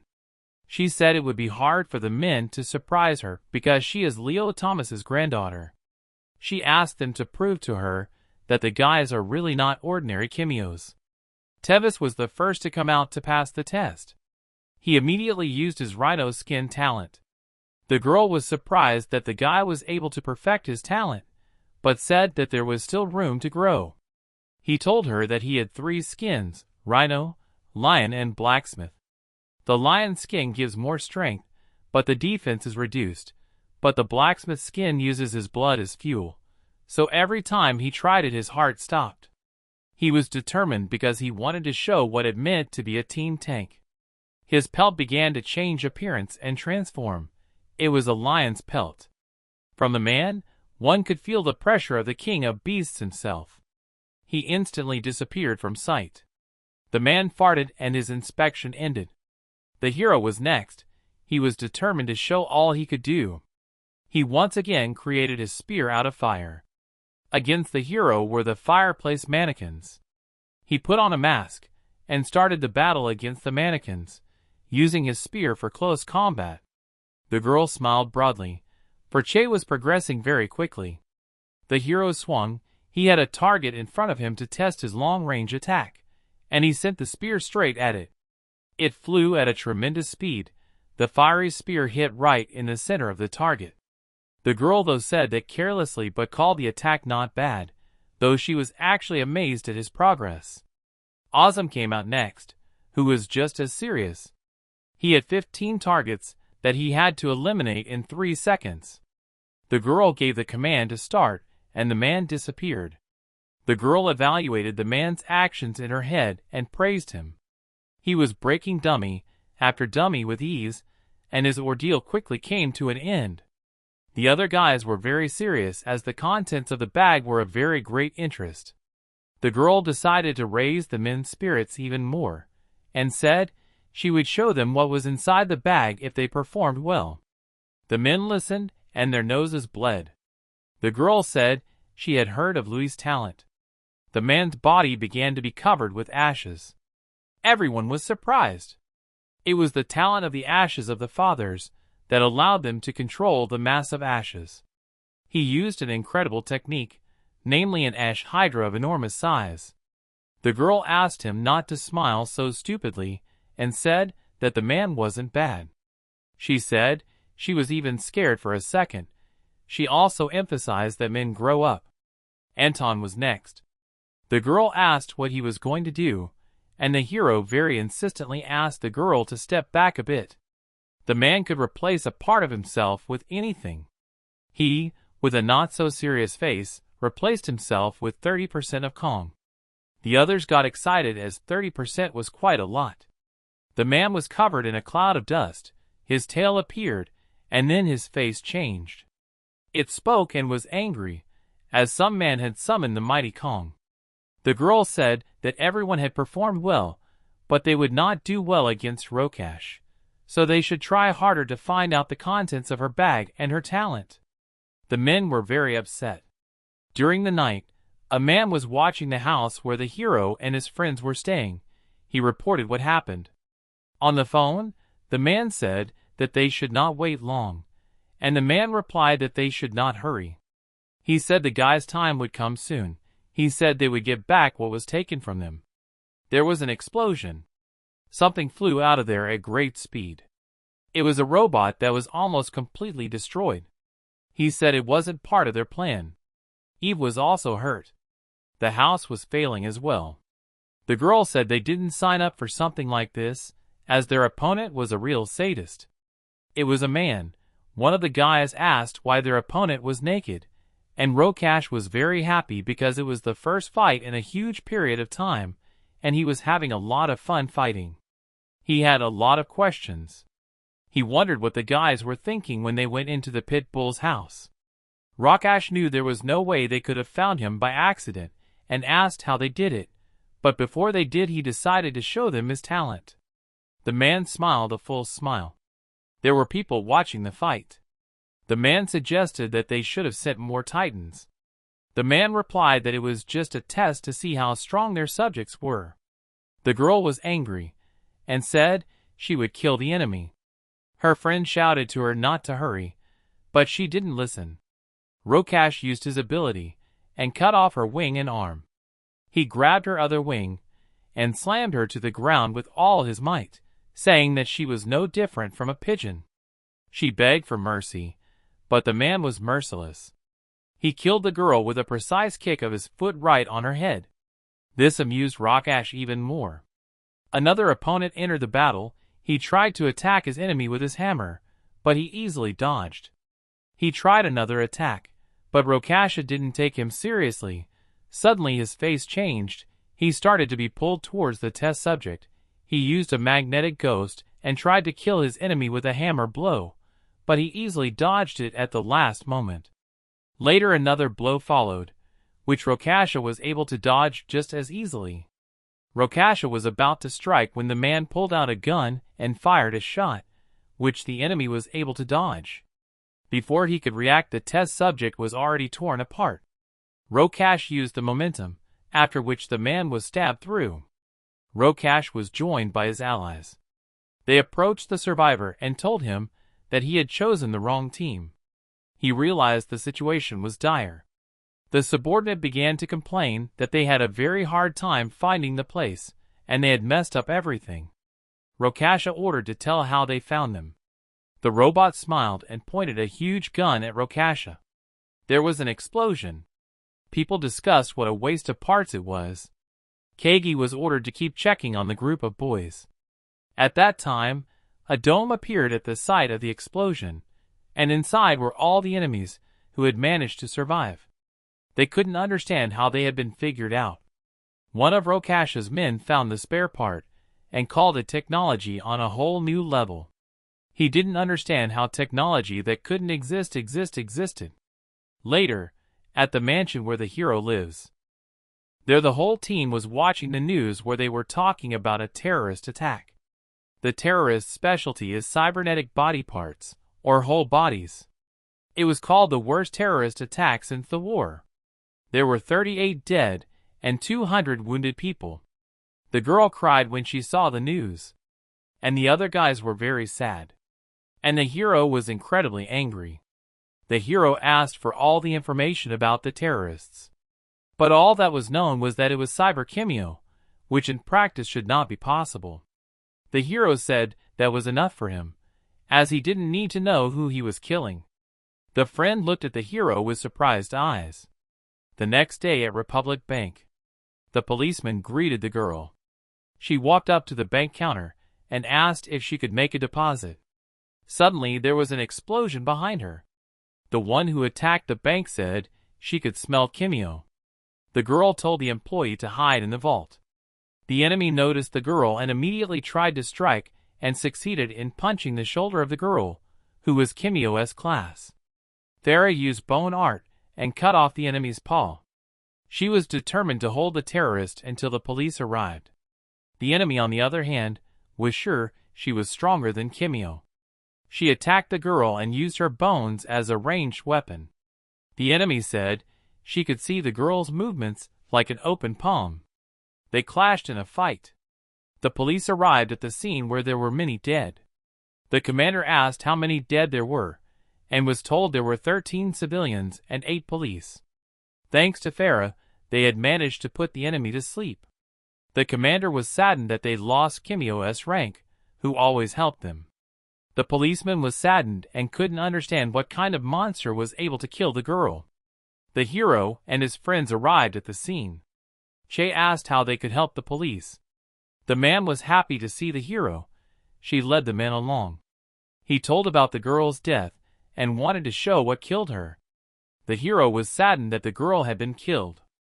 The policeman promised revenge. The enemy was nailed to the wall. At that time, children admired the theater. Hemlock ran a kindergarten, and they came to see him. He said he had promised to look after the children. The girl, however, was glad that even in chaos children could be children. It was as if the enemy felt no fear. She was asked how she was able to kill so many people. She confessed that her talent is foresight, which gives her the ability to see the future. The hero and his friend were interested in the word major talent. The guy tried to interrogate the girl, but she wanted to tell him about his painful death. She noticed that the guys wore masks, and the hero calmed her pride. The girl used her power on Che, and she went to a scary place. She felt terribly hot, and she didn't know where she was. She saw a man and didn't recognize him. She was terrified because she didn't realize what had been done to her. The hero from the future looked at her with contempt. All she said was that Che had killed them all. After that, the girl didn't speak anymore. The only thing she did was scream. Her friends noticed that she was screaming as the hero approached. Another was surprised that Kimio could have multiple talents. One of the friends decided to summon Kong and ask him. The one started to get immediately angry about being summoned. Kong said he would answer the question. He said it was a forced talent transfer. This girl now has 3 talents, even though she was originally born from one. The policeman said it was illegal, and they needed to find the 2 dead Kimio. He went to discuss the information with the team. At that time, the girl was walking and a balloon flew away from her. It was picked up by a man who was a terrorist. The man the hero was staying with said hello. The enemy introduced himself, but the man immediately smelled something wrong. He grabbed his sword and ordered the men to get off his land. He seemed tiny in front of the cyborg. The enemy looked at him with his scarlet gaze, which frightened the man. Now that everyone was quiet, he introduced himself again. The hero's friend was calming the children, and the enemy was using missiles. Tevis managed to activate the lion's skin and protected the children. If suddenly he used the rhino, the explosion would have killed the children. The girl and Azam were determined to fight as Tevis would protect the children. The enemy offered to start the fight, and the girl asked for her red bag. Enemy was sure of his cyborg's victory and expressed that, in his opinion, all titans are the strongest. The cyborg grabbed his cloak and threw it away, showing what a Grimdor general looked like. The man with the speed ability prepared to attack. At that time, the girl was already airborne, ready to strike with her foot. The robot was able to block this attack with his cyber arm. The new master of the guys was surprised, and the cyborg called her very strong.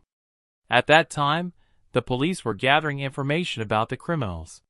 One of them found information that the enemies called themselves Titans. It turned out that all attacks were made exactly in the interval of 7 minutes. The captain asked about the hostages, if they were there, and if they were talking at all. One of the subordinates reported that because the attacks were made on completely different locations, they were unable to take hostages. One girl reported that the witness statements from the bank had come in. The captain was ready to listen to them. The girl said that the Titan woman didn't want to commit a robbery. She wanted to destroy Kimio. At that time, the hero said that he talked to the police and realized that the new deposits to the bank would not arrive until today. The friend couldn't understand why he would attack an empty bank.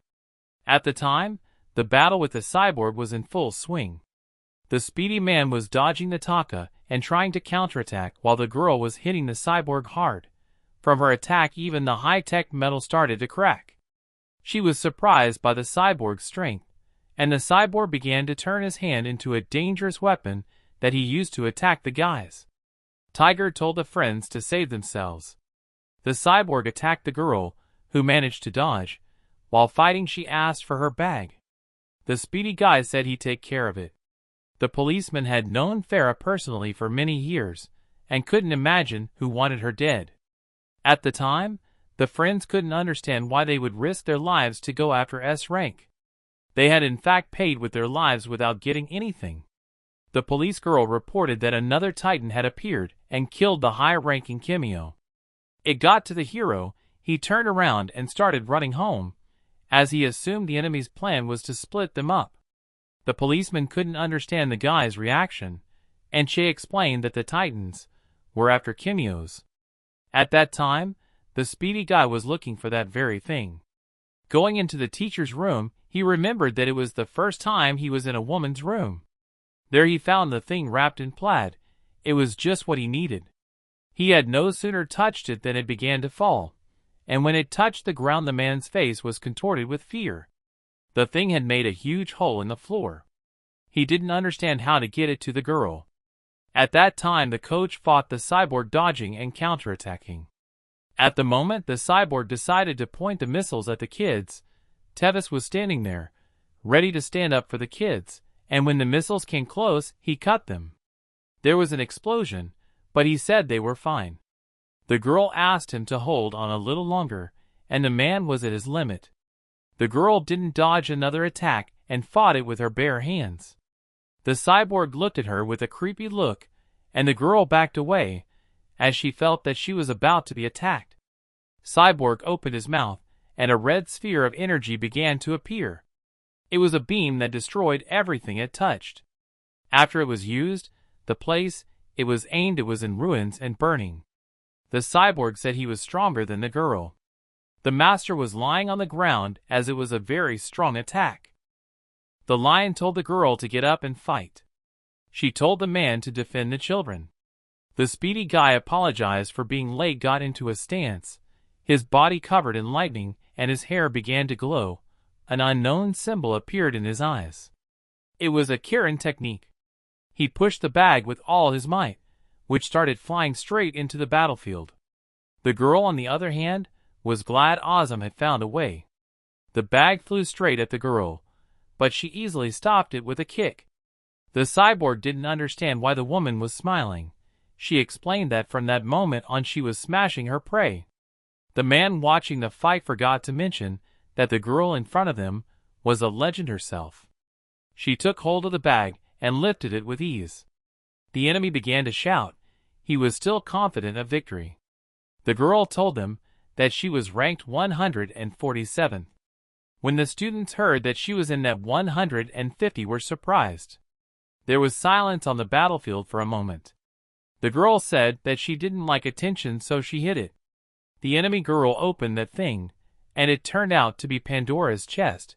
It has infinite space inside, and the chest only chooses one owner. Enemy thought about how incredible it was to see this item in person, also didn't understand how she got it. Fast Guy, on the other hand, was still surprised that his master was in the top 150 strongest. The girl stretched out her hand and summoned Sergo Murasama. Her talent was that she could wield any weapon, and right now she had a katana. The enemy realized that the girl's combination of talent and item was very good. This katana also had talent. The enemy cyborg was angry, and the girl told him to calm down. This started to anger the enemy even more. The girl, on the other hand, decided to repeat her words, pulling out a blade that released an incredible aura. Cyborg attacked the girl. As before, his attack flew at incredible speed, but this time, the girl did not dodge, and one swing of the sword shattered the weapon of the enemy. Cyborg was surprised and frightened. The girl prepared herself for the attack. The enemy started to get nervous and directed a long-range weapon. It did not scare the girl, and she smiled. When the missiles flew close enough, she chopped them with a precise movement of her sword and headed towards the enemy. The enemy tried to attack in close combat, but the master had no problem blocking the attack. He easily chopped off the Titan's arm and then began to attack the body. Even the metal melted from her blows. A second attack followed, and the enemy tried to counterattack, but the girl easily dodged and jumped up to deliver a powerful blow from the air right on the enemy's chest. The cyborg tried to counterattack, but the girl retreated, leaving her sword inside the cyborg. She stepped back to a safe distance. The cyborg said he could not be killed so easily. He started yelling in anger that he hadn't eaten in days. He began to say he would eat the girl and the children around him. The master was amused by this. She reached out and summoned a second weapon that had Elliot's talent. The girl's hand took a strange shape, and she told the robot to attack. It directed its next attack, and the girl couldn't wait to see how mechanical this robot was. The attack flew towards the girl, but when it hit, it was shattered. The master instantly moved and was behind her opponent, cutting his legs in parallel. The man fell to his knees and began to scream in pain. He tried to use the grim scream again, but the girl was next to him, and with a stab of her knife, she punctured his neck. She pushed off his head and jumped high. She was incredibly angry and summoned her next weapon. It flew towards her. It was the two axes that gave her the Escheer talent. The cyborg was startled, and the girl instantly moved and struck hard with her axes right on her enemy's head. The one felt the incredible pressure and power of the blow. In the evening of the same day, the remaining enemy clapped the girl and said that she had performed well. He knew that the master was a relative of Del Tevis. She said Kagaya would be next. He said hello. He decided to chat for a while, even promising to tell her why they had come here. But he didn't have time to say anything as a spear of fire flew at him. He started screaming when he saw the destructive power of the spear, and said that it could have been his head. The boys came back earlier than the man had planned. He was about to start a battle with the wolves. The girls came to get their children, and together they had to leave. The friend, on the other hand, could no longer use his talent, as he was completely exhausted. At that time, the hero and his friends set out to attack the enemy. He easily dodged the men's attacks. He kept talking and dodging attacks. At that time, no one answered him. The friend attempted a kick to the legs, but the enemy jumped up and commented on the attack. He placed his feet on his friend's weapon and crouched down. showing his superiority. The friend was not confused and immediately tried to kill the enemy, but he jumped in time. He stepped back a little. At the same time, the hero's face was in rage because of the crimes that the terrorists had committed. The enemy said that the hero's face resembled his father. At that time, the guy gave a command to Anton, and on the enemy began to fly wands, from which he dodged. One of the wands flew at great speed, but at the last moment the enemy dodged. At that time, the hero was right in front of him, and without further ado, struck with flames. The enemy could not in any way talk to the guys, although he tried very hard. He dodged Che's attacks with the same ease, as if he were playing with a man. At that time, the friend also approached the enemy. He began to materialize the rod and created Kong's pride, a false staff. Before the enemy knew it, he was sandwiched between two powerful attacks from the hero and Anton. There was an explosion. The hero and his friend were very surprised as the enemy disappeared. He said that the men fought well for amateurs. He said that even though they were close, they failed. The hero assumed that the enemy was using the power of teleportation, and the friend supported his opinion. The enemy suggested they just talk. Still, the men couldn't even touch him. At that time, Azam dragged Tevis and asked if the hero and Anton were all right. The hero asked who the enemy was, and Azam told him that the Titan called this man father. Most likely this man was the cause of the terrorist attacks. The enemy looked up. A man was falling from the sky calling his name. A moment later there was a fall, and it raised a huge cloud of dust. It was the girl who realized who their enemy was, namely the man the organization was hunting for OODE. He was a former 102 in the top of the strongest who had gone missing. The enemy laughed and said he was glad to meet all of them. Tevis started yelling at the enemy for creating cyborgs. And the hero threatened that he had better tell everything, as he has the blood of many people on him. The girl said she'd tear the enemy apart. He said that if he was given a chance, he would explain everything. The girl accused him of trying to hurt the children. She said that the enemy would not leave here alive. He started to get angry, and called them snotheads. He started releasing a terrifying aura, and ordered everyone to shut up. Everything around started to collapse. All the guys started to get into defensive stances, trying to protect themselves from this aura.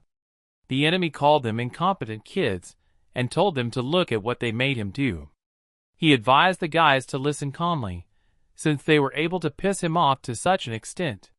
The girl said that the shepherd was originally a top 150, but after the second part of his power awakened, he was immediately declared illegal and disappeared. The enemy's masks all had different effects and expressed different emotions. Now he could easily control them. The enemy began to speak feistily about rage, and how the guys should shut up and listen to him, for their own good. He started talking about how he and his master are really the creators of the Titans, who are just pawns in their goals. He explained that there was a lot wrong in this world, so he told them that he and his master were trying to right the wrongs of the past.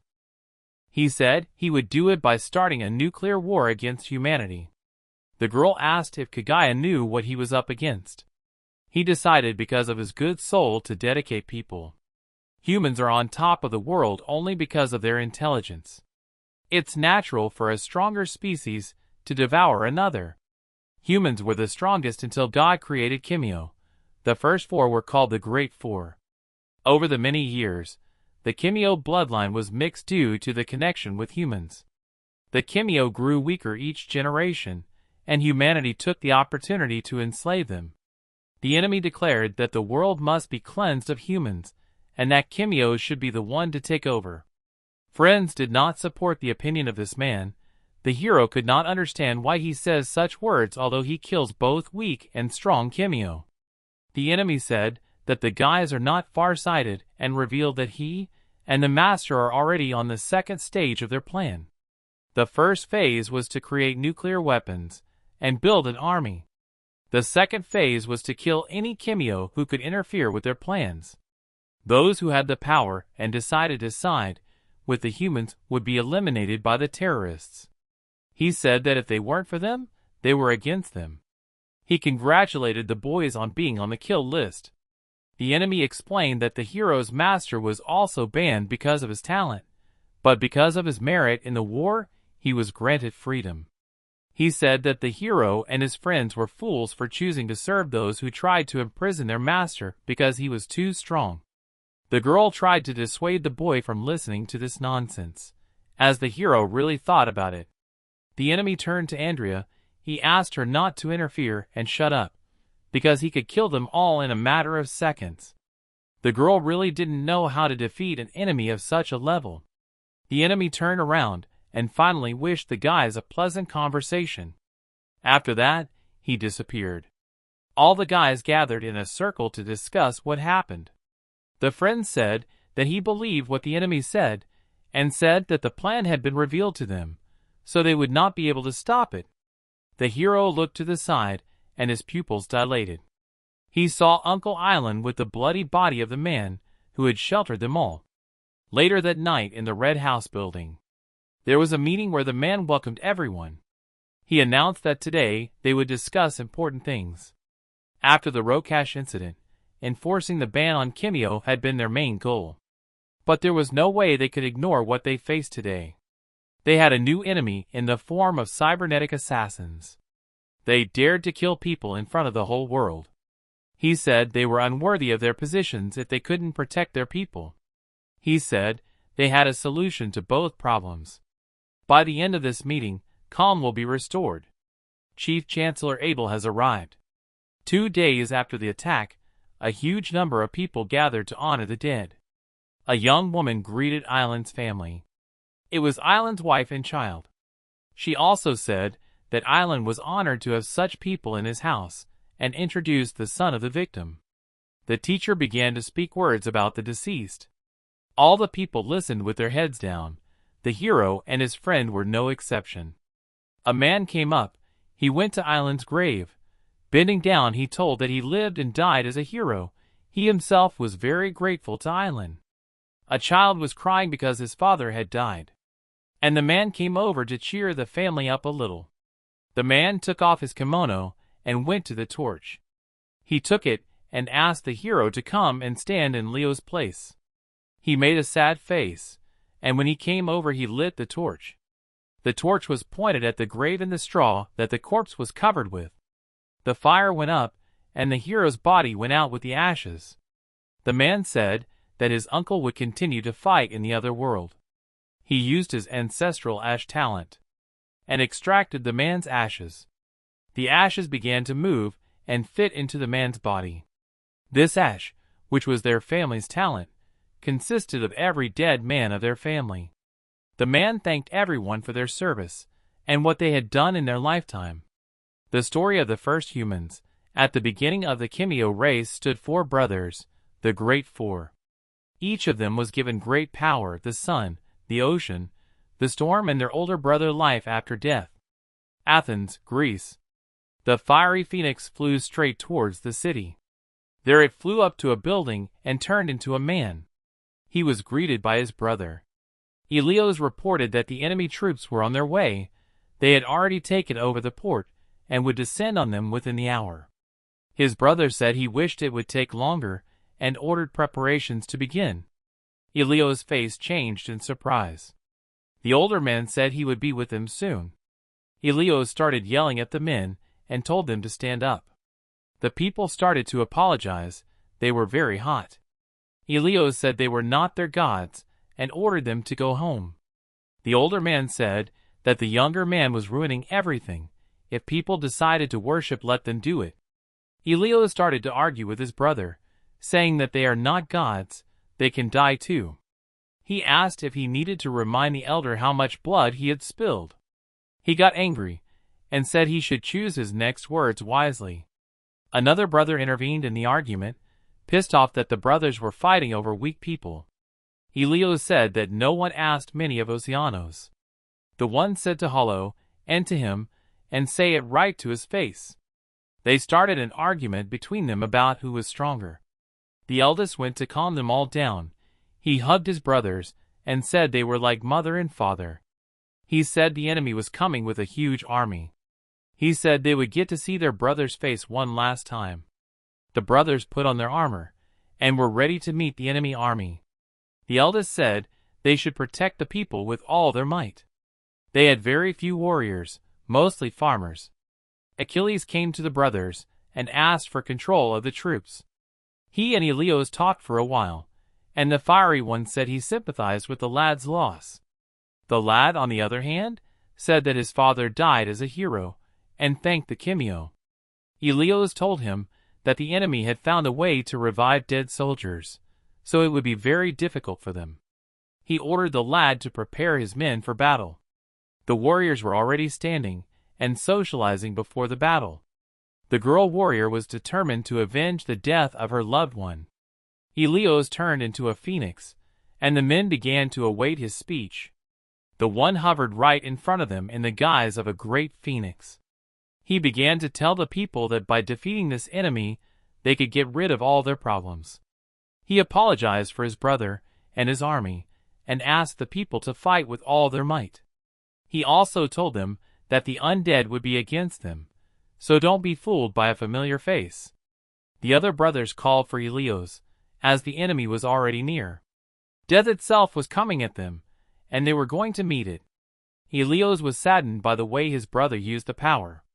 He was crabbing souls and turning people into puppets. This was their brother Thanatos. His army numbered a huge number of undead. He, however, looked up in surprise at the top where he saw his brothers. Helios was the first to arrive. He asked his brother to stop the madness he had created. He heard no reply. The other brothers similarly asked Thanatos to stop, as innocents would die. The brother called the others fools, as they had no idea how powerful he was. He told of Helios, who was the source of light and destruction, as hot as the sun; Okeanos, who could completely control the ocean; and Katigita, the leader, who is a raging storm, a furious tempest. He didn't have that kind of power. He needed the souls of men to be energized. He was saddened that the brothers did not just keep silent, and they could have stayed out of it. Helios yelled at his brother because he didn't need people's souls to live a simple life. He said that without souls, he would be weak and would eventually die of old age. He was saddened that no one could understand him. He ordered the undead horde to attack. Achilles and his army were ready to meet the undead horde. The brothers were still trying to stop their brother with words. Helios was the first to say that if his brother didn't stop, he would be killed. Eventually the three brothers attacked their evil brother. They were closing in on him, and he told Helios that he had mastered his power better than all of them. And Katigita was a good leader. The enemy aimed the snake at his brother. He had time to react, but it was already near. Oceanum intervened in the fight and started attacking the snakes. The older brother said he knew everything about the younger ones, so he ordered them to get away. Helios was thrown a great distance away by the force he used, and Oceanus also flew away, only the leader was holding on. He fought back with all his might and managed to hold on. He headed for the enemy of all mankind with an attack. Snake was ready to attack, but the one who said that Sybaris had grown was able to easily dodge back to the others. He said to watch every step of the enemy. The older brother told Helios to die and used his power on him. Helios got into a stance and wanted to take a hit with his shield. The force slammed into the fire brother, but he steadied himself. Okeanos used one technique that caused a huge wave from the horses. At that time on the battlefield, the humans were fighting the undead. One of the enemies was very similar to one soldier's dead loved one. She let go of her weapon as she thought of the fact that her beloved had returned. She ran into his arms, but he pounced on her and began to devour her. At that time, the enemy was blocking the water attack.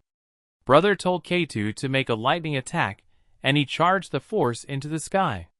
This battle looked like a true battle of the gods. It was a pity for Brother to use this technique on his own elder, but he did it. And a huge amount of lightning struck the enemy's body. The one started screaming that his brothers had rebelled against him. He was angry that his brothers had chosen humans over him. At that time, the brother of the sun entered the fray. He told his brother to finally rest, because he had suffered enough. With a Savit's attack, he pierced the body of the snake, and flames began to appear inside it. Seeing this, the enemy was furious. He used his power. The sun brother tried to attack, but the elder's defense was impenetrable. The commander tried to persuade the elder to return to them. The same asked him to shut up, and only wondered how strong the souls of others would make him. Helios cried, and the other brothers were very upset. Now the commander understood. He told Oceanos to act. The ground beneath his enemy's feet began to crack. Before he could be surprised, his feet were enveloped in water. The brother of lightning apologized and used his ability, after which the enemy's body began to be struck by a huge amount of lightning. The brother of the sun also started to attack. The enemy realized that he was about to die, so the three brothers pierced their eldest from all sides. He coughed up blood and turned to the younger ones. Remembering the past, he said they had betrayed their blood. When they hated him, they would face the remnants of their anger. In the Hemlock Mansion, the hero and his team were practicing in the gym. The man approached the girl. She asked what he wanted, and he confessed that he was incredibly curious about her past and how she got the scar. The girl smiled. She made a scary face and offered to show the men in practice and make the same scars. The men were a little frightened by such words. And the coach laughed and said that although the scars know everything about the scars, a few men she will tell. 5 years ago, the girl was approached by a superior in the headquarters apartment. The man announced that the 7 chapters would recognize the girl as a top 150 Kimio. She thanked the people for giving her such a big part. As she left the building, everyone congratulated her. A man approached her, namely Chairman Ross. They shook hands, and the girl laughed that such an important man shouldn't be walking around here. He smiled and said that every person around was one of his bodyguards. The girl was surprised by these words and looked at the mother with the stroller. There the child, as an agent, was reporting every move of the man. The man told the girl that he and her grandfather Leo. Unbelievable, he asked that Leo come and get officially top 1. Still, the man admitted that originally he didn't come for just that, but to talk about keeping peace between humans and Kimio. The man talked about the item that received the talent. He showed Norwajiri, which was a legendary and secret item from the 5 heavenly swords. This weapon takes control of people's minds and tries to kill any strong master. The man asked to take this weapon and seal it in Pandora's chest. This was the first assignment, and the girl was very excited. Shigurama's Mountains. The military reported to the girl that they had arrived at the location. The military said goodbye, for if they went any further they would die. A girl rushed through the military, who begged not to kill her husband, who is a weapon bearer. The military man took the girl by the shoulder and led her away. The girl didn't expect there to be such an alarm. The girl talked up to Pandora's box. She couldn't take everything, so she only took a few guns. She headed into the forest, where she went in search of the monster, thinking that he should find her. Suddenly she noticed an interesting picture, a cave, the entrance to which was checked by a huge amount of weapons. Looking at the MES, she was surprised at how many people had fallen. A man appeared behind her and called out the number of 307. The girl reacted instantly, and the man repeated that she would already be like 308. The girl thought what level of enemy she had gotten, as she didn't even hear his footsteps.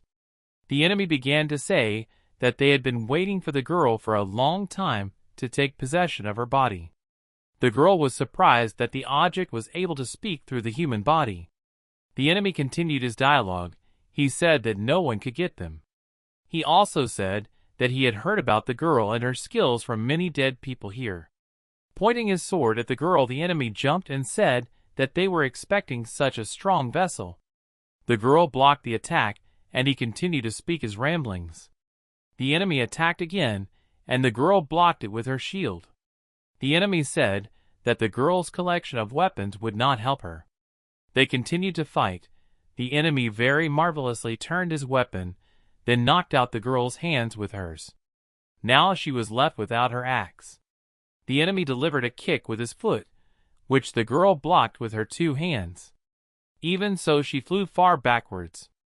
The girl was surprised by the strength of the enemy, but said that there was no way he could destroy her, and put a knife in her hands. To her great surprise, the enemy was behind her back and said he was faster. The girl was incredibly frightened. During the fight, even in the distance, you could see the destruction she was bringing. A worried soldier and that man's wife were watching. The girl, on the other hand, crouched down. There was a gambling smile on her face. It was true that the girl's leg had been punctured, and that was a small problem. The enemy told the girl to surrender, as he didn't want to damage her body even more. In the end, the enemy changed his mind, and attacked the girl with his ability. She was able to jump at the last moment, which allowed her to survive.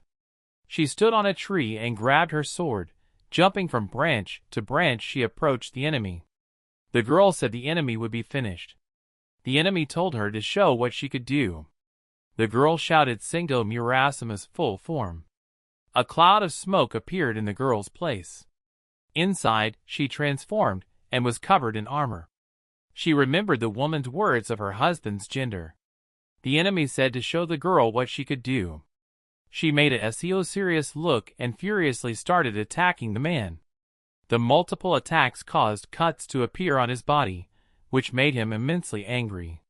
He let go of his weapon, and a very strong attack flew at the girl. She was about to meet it with her blade, and using the wave of rebellion she succeeded. And using water spears she managed to attack the enemy. The girl said that they were at different levels of strength. The enemy was covered in cuts and coughing blood. He tried to say something, but the girl got close and struck with her shoulder. The enemy swung his arm and hit the girl right in the face, causing a huge cut. The girl was enraged. She swung her sword and with a very fast and accurate blow cut off the enemy's arm.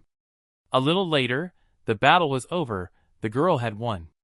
The demon sword was guarded very carefully. The girl thought how funny it was that this sword would be placed in her arsenal. A truck arrived, which was opened, and there was Pandora's box. The girl explained that in order to seal the sword, she would need to make contact with it. The sword would try to take over her body. The girl explained that if it failed, all the soldiers should point their weapons at her head. After saying that, she approached the sword. The girl just grabbed its hilt as a strange energy flowed through her hand. She immediately became under the control of the weapon. Forcibly, chains came out of Pandora's box and grabbed the weapon. Her body tried to resist, but Pandora's box was stronger, and it absorbed it. The girl smiled as the hunt had just been completed. In the Hemlock Mansion, the girl talked about how dangerous Kagaya was. She knew that. The man talked about how if they attacked all together they might have a chance. Also suggested that the enemy's hideout was somewhere in the city. The hero's friends said they should head to the enemy and ask him a few questions while breaking his legs. The hero asked if Liu's was ready to join. He also said that his uncle would like them to save lives. Anton also supported his friend's opinion, since who would they be if they ignored a threat of this level? The hero said that they need to start as early as possible, as every second counts. Meanwhile, in the city of Port of Spain, one of the police officers ordered his men up to the roof. They were ready to engage in perhaps their last stand. One of the policemen noticed a man who had lost an arm, and they were trying to save him. The recruits were scared, and the commander began to explain the situation. They needed to take down 2 titans. Opening the doors, the captain told the men to get ready. Everyone instantly entered the fray, and many police officers were immediately killed. The commander welcomed the new recruits to a war where the enemy was many times their strength. The commander led the troops, paralleling the enemy's firing. The Titan laughed at the words the inspector spoke. The enemy attacks were killing the soldiers. Many people flew off the roof of the building and fell straight down. The enemy said that humans were no match for them, only Kimio could match them. The commander ordered to aim at the Titan who was talking too much. At the time, at an abandoned construction site, the man who killed the hero's teacher stood looking at the vids. This enemy's nephew said he was ready to meet others with force. Another subordinate said that Titan activity is highest in the center, so that's where their base is. The nephew said they should make a move before the Titans did. At that time, the man remembered the fight with the Titans and thought very deeply. At that time, the wanted man started talking to his master. The master said that even now Leo was interfering with their plans, or rather his instructions. The nephew said that it pissed him off that they were so easily found. The man on the other hand said that the world hasn't seen them in months, but now it's time. At that time, the girl said that now Rokash is not their main target, because the Titans are more dangerous. The hero had already made up his mind. He said that they were heading to the city to destroy all the Titans. Meanwhile, the police continued the battle.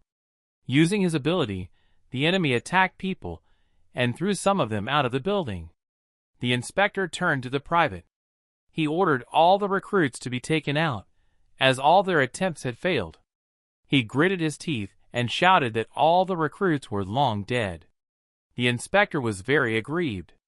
He asked if the private remembered how they had run Kimio. He took the rocket launcher and pointed it at the enemies. The Titan, however, was not frightened as he was confident in his defense. The inspector ordered everyone to focus their fire on one of the enemies. Everyone started firing at the Titans, and they had to go on the defensive. The inspector loaded his weapon and fired a shot saying that the enemies would die. Eventually the missile hit one of the Titans, and the survivor became furious. He turned his attack on the inspector. The private, who was in a terrible state himself, asked the others to protect the inspector, and they covered him with their bodies. They told their inspector to run away. He saw his comrades dying. He walked up to one of them and took his shield. He went straight for the enemy, telling him he'd made a mistake. The Titan was confident in his victory over the weak man, and the inspector blocked all the Titan's attacks. The enemy was angry at the inspector and at all humans in general. He kept attacking the man who was defending himself with shields. Many attacks flew towards the inspector, and the enemy said that they would rule the whole world. Suddenly a gunshot sounded. A bullet hit the Titan's shoulder. It was a private, who was covered with threads, who was able to shoot. The Titan was angry, and said he would kill the child. But his look changed dramatically when he saw the inspector in front of him, ready before the attack. The man struck with his shield, and without stopping there, he made another attack right on the enemy's throat. The man fell back a bit, coughing out blood. He started to call the inspector names, and he got right in front of the enemy and sat on him. The man took out a knife. He twirled it on one finger and took it to strike. He began to slash the Titan. Then his attack disappeared, and the private was able to get out. The inspector was sad that victory had come at such a high price. Red House, Parliament House. One of the people announced that they could lift the ban on Kimio. One of the politicians said that it was really too much and they should reconsider. Another politician said that talents should be controlled as they are losing a lot of people fighting talents. A man on the other hand said that they are not handling the situation properly. Others asked for Abel to elaborate further. He explained that right now they should focus all their energies on fighting the Titans. The girl said that gathering officers in one location would be useless. Abel said that they would gather all the Kimios. The man was going to use the Titans as a defense against Kimio. Another man suggested using the stadium since everyone could fit in there.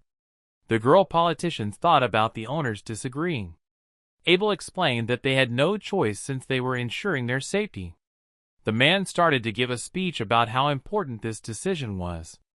After that, the politicians one by one started to support him. He asked for the vote to begin. At that time in the mansion, the hero stood in the middle of the training field. He was practicing using his talent. Che Hard was making punches that released flames. His punches were filled with talent. There was a girl watching this. The hero noticed her and said hello to Amria. Hero wondered where the others were, but they were busy training unfortunately. The trainer was worried about what would happen next as they go to fight the monster.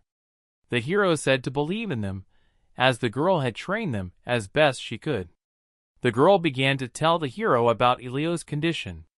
The girl explained to the hero that he had been in this state once before.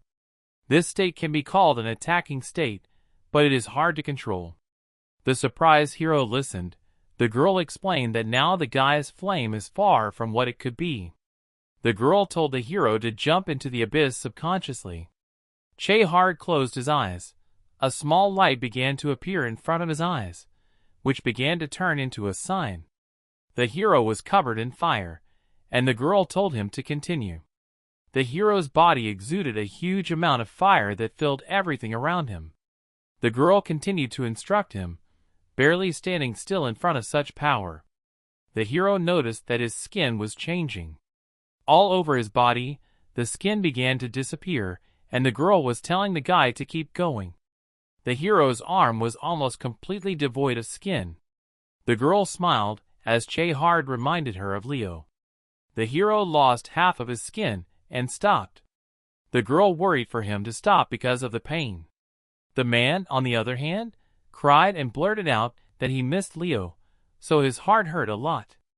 The girl started crying as well. The hero confessed that Leo was the best father and mentor to him. The hero was worried that the old man had given the talent to him. If he had a choice, he would choose to keep Leo alive. The girl approached the hero, who asked her to stop. The man told the girl to leave, as he needed to handle this alone. The girl, on the other hand, reached out and put her hand to the guy's face. The girl, crying, said she didn't need to download, as she sees Leo in the hero. She said that Leo's choice was the best of all possible choices. She thought the hero was the only one who could do what Leo couldn't. The girl said that Leo entrusted the spark to Che. She hugged the hero, who got worried. He asked if the girl had been burned, and she smiled tearfully and said that if they survived she would tell him everything.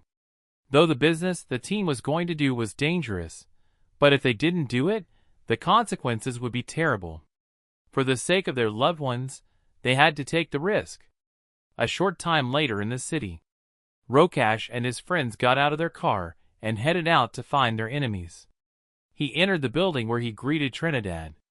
The subordinate said people shouldn't be in that place. Nephew, on the other hand, said they shouldn't wait but go right now. Rokash told Cass that he should work on his parenting. He said a dog's sense of smell can't be fooled that easily. The man standing in the cloak was by all accounts a cyborg. And he wasn't the only one, many others were Titans too. They were surrounded by Titans, and they were about to start fighting. After a little while the Titans stood scared in a fighting stance. Many others had been killed. One of the cyborgs was ready to vomit at any moment. Rokash, on the other hand, laughed at his opponents and said to take him to their main. But after some thought the man said that if he killed them all their head would come out himself. Rokash used his ability, and a huge cloud of smoke rose up, hiding his presence. The enemy commander told everyone to be on guard. One of the Titans was ready to take the blows when a shadow flashed behind him, and when he turned around to see who it was, he was cut in half. The Titan shouted at Rokash, as he was angry about his friend's death. The commander was no exception, and a moment later Rokash sent him flying. He landed right on top of his ally, and Rokash used the ability to shred them both. There was one girl left that Rokash also wanted to kill. She tried to use her weapon, but the idea ultimately failed. The man broke through the wall where other enemies were waiting for him. He walked through, and the commander of his enemies told the man to stop talking. Rokash was glad he had found the leader of the Titans. The enemy leader ordered Rokash's head to be brought to him. A multitude of Titans headed out to attack. Rokash noticed a human woman and approached her. He said with a pitiful look that he would help her. After saying this, he grabbed her and threw her right into the wall. Nothing was left of the girl. Rokash was eager for battle and ordered his opponents to attack. The head of the Titans got a little nervous.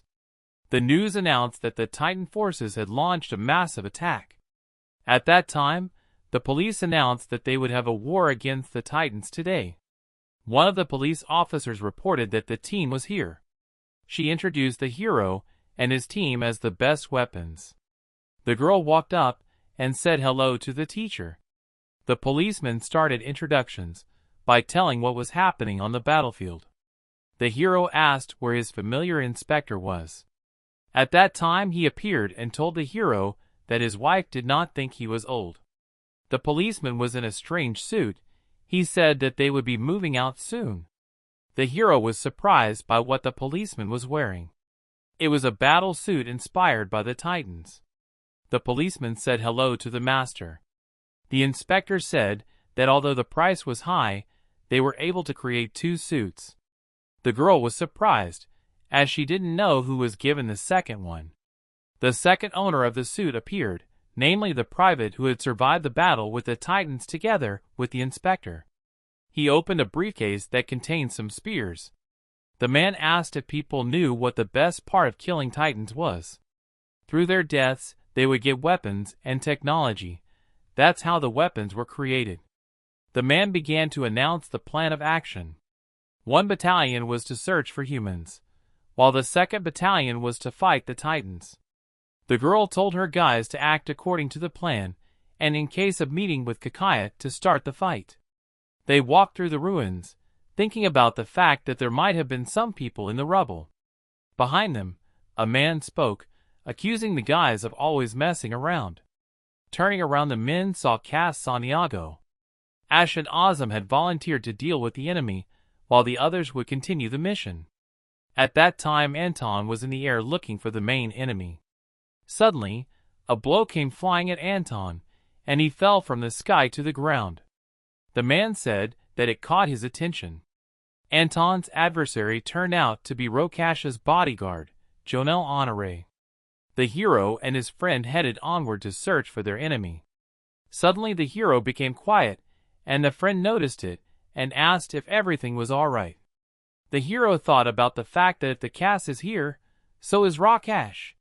The friend tried to calm the hero down by talking about the importance of their mission.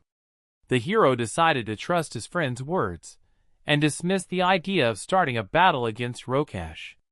There was a powerful explosion near the guys.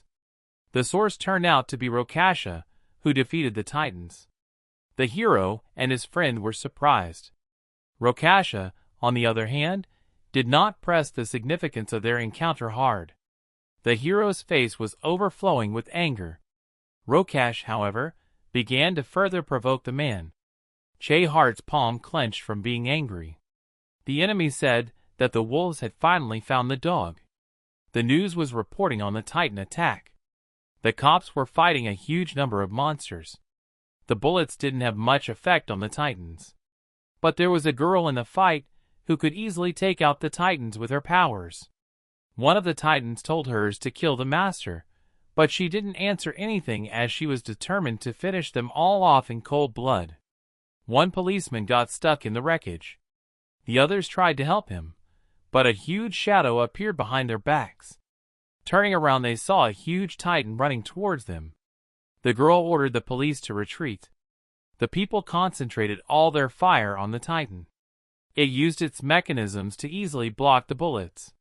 The police fired, but the giant struck with his hand, killing them instantly. The girl was angry that the guys didn't run away. Suddenly a light could be seen under the Titan's hand.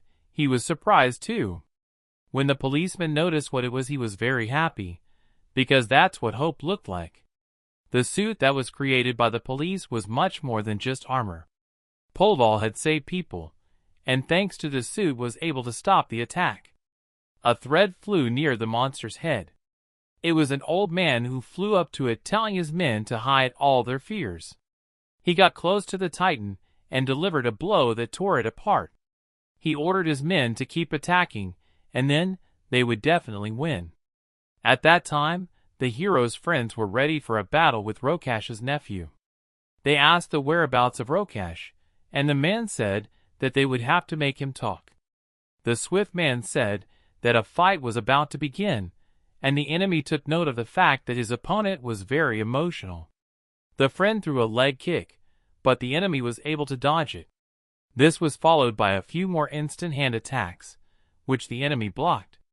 The hero's friend began to run as Ash entered the fight. She summoned a lot of ancestral ash and directed an attack at the enemy. The same laughed at the fact that the guys were still crying over the death of their teacher. Speedy was provoked, and he headed to attack the enemy, but the latter read it and kicked him. The ally then swung into the wall. Ash instantly surrounded the enemy with ash. But the man was not so simple, he dodged the attack. The enemy realized the man's style, and said that he was probably weak in close combat. Ash did not listen to the enemy, and continued his attacks. The enemy rapidly began to close in on the man. At that time, Azam realized that he had broken several ribs when he was hit. The enemy came close to the real one and swung to strike. The man deflected back to avoid being hit, and the speedy one returned to the fight and tried to attack from the back. The battle continued, with the two men getting hit by the onslaught of blows. Speedy realized that if he made a mistake he was finished. Ash used his attack on the enemy, his huge paw trying to come down to dilute the enemy. The one turned around and noticed the blow, which was a chance for the speedy one to use his trump card. The enemy was between two strong attacks, though it seemed to be the end of him. He smiled, and using the incendiary art ordered the guys to die. After the enemy attack, there was an explosion and dust rose up. From the dust cloud came Ash, followed by Azam. Real asked if his ally was okay. He said he would live. The enemy said that since they made him use this attack they were well trained. Ash reflected on what had just happened. The enemy, on the other hand, said he now intended to show off his talents. There was a star around his neck. He reached up and ripped it off. In his hand was a star that shone. His talent was the incendiary art. At that time, Anton was ready to start a battle against Rokash's bodyguard, who was a very creepy type. Their bout began. All Anton had to do was to defend himself halfway through the onslaught of his opponent's attacks. The enemy tried to strike a strong blow, but the guy managed to dodge at the last moment, and he tried to counterstrike, but the enemy was able to block it with his blades. The enemy approached Anton, and their attacks collided. Anton struck with his foot and broke the distance a bit. Anton said that he was lucky to be born with a talent that used to be very famous. The man said that he was really interested in fighting with the guy and regretted the death of the old man. Anton, holding back emotions, did not understand why the enemy said this. The enemy said that he always admired Leo, and that's why he wasn't there that night with Rokash. Anton began to close in, and the enemy recognized that Leo had raised strong sons. Their attacks clashed again. The enemy tried to land a blow to the boy's head, but he dodged downward, and later was right behind him. Their attacks clashed again. Up to this point, they had been fighting on even terms. Now Anton summoned a second weapon and began to fight using it.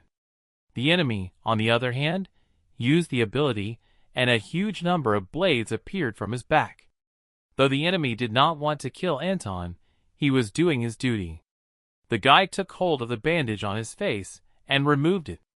He had used the replacement of himself with Kong by as much as 50%. A cloud of smoke appeared. The enemy prepared for a miraculous fight. Anton pointed at the enemy. At that time, the other guys were fighting Rokash's nephew. He used a huge number of stars to create a lot of explosions. It was very hard for the guys in this fight. But they managed not only to hold the onslaught of the enemy, but also to try to counterattack. The enemy thought about the fact that the speedy is very hindering. Therefore, the enemy decided to separate the guys with an ocean. Ash said that the enemy is a terrible person. Speedy continued to rapidly approach the enemy. When he arrived, he immediately threw a punch, which the enemy easily blocked. The enemy used a level 2 incendiary skill, and an explosion of enormous proportions erupted in front of him. Azam managed to move back to the front. The enemy said that even now, he was not fighting seriously. He exposed his torso, from which a huge number of skulls came out. After these skulls allowed the enemy to fly, and he headed towards the ocean. The enemy wondered what the old man had taught the runner. Ash used his ability, while the speedy one ran after the enemy. The enemy suggested the guy become friends. He was angry though, and told the man to shut up. The enemy used his ability, and there was an explosion near the runner that caught him. The enemy laughed, as in his opinion the guys were too weak for the heirs of one of the strongest. Suddenly, an arrow flew near his head, which crashed into the building, causing a huge hole. The enemy was surprised by this attack.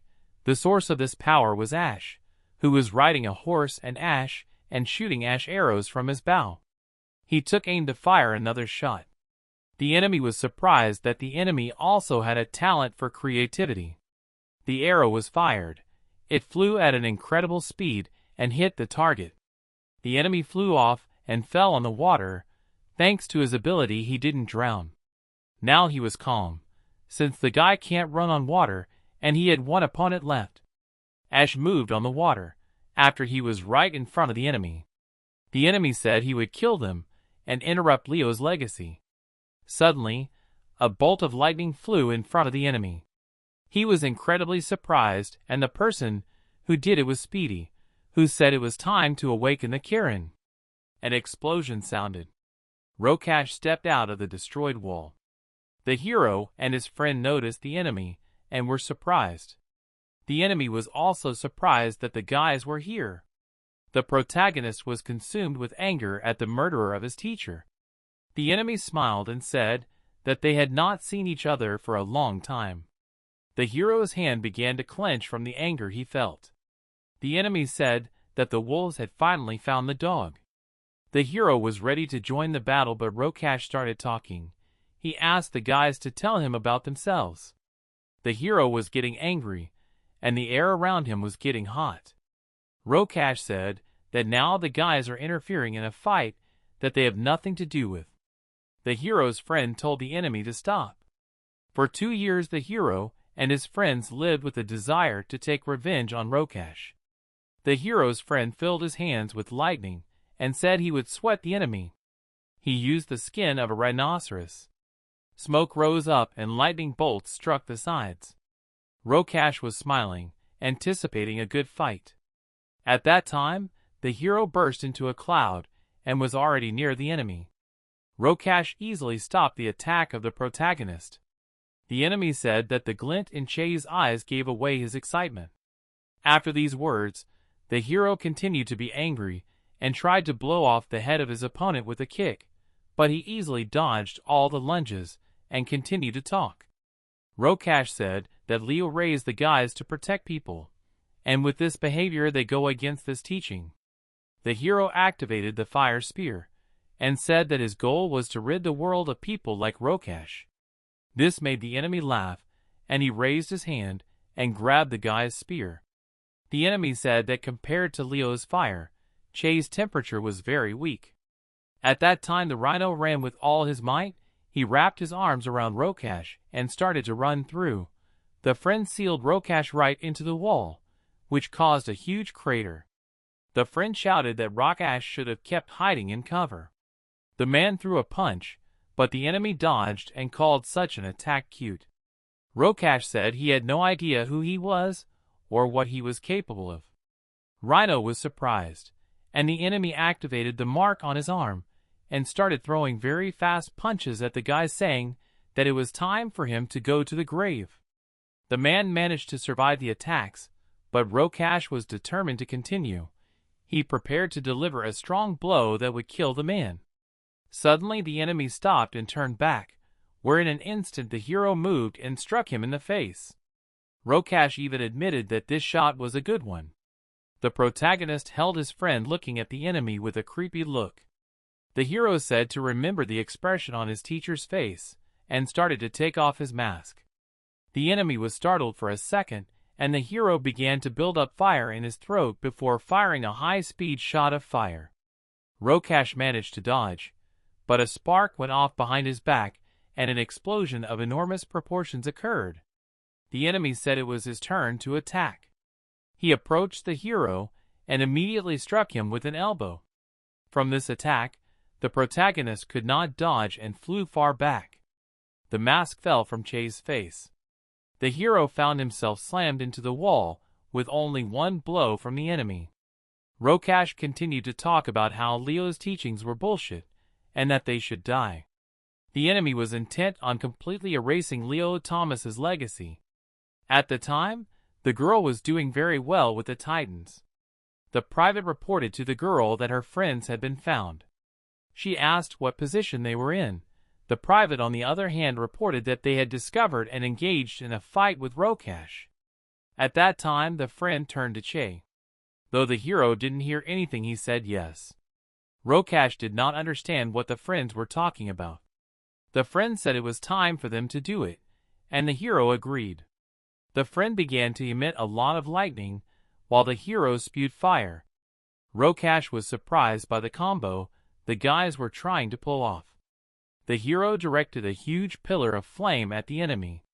Rokash was surprised that Che already had access to a whirlwind of flame of that size. At that time, the rhino hit the ground with all his might. Rokash staggered as the impact caused an earthquake.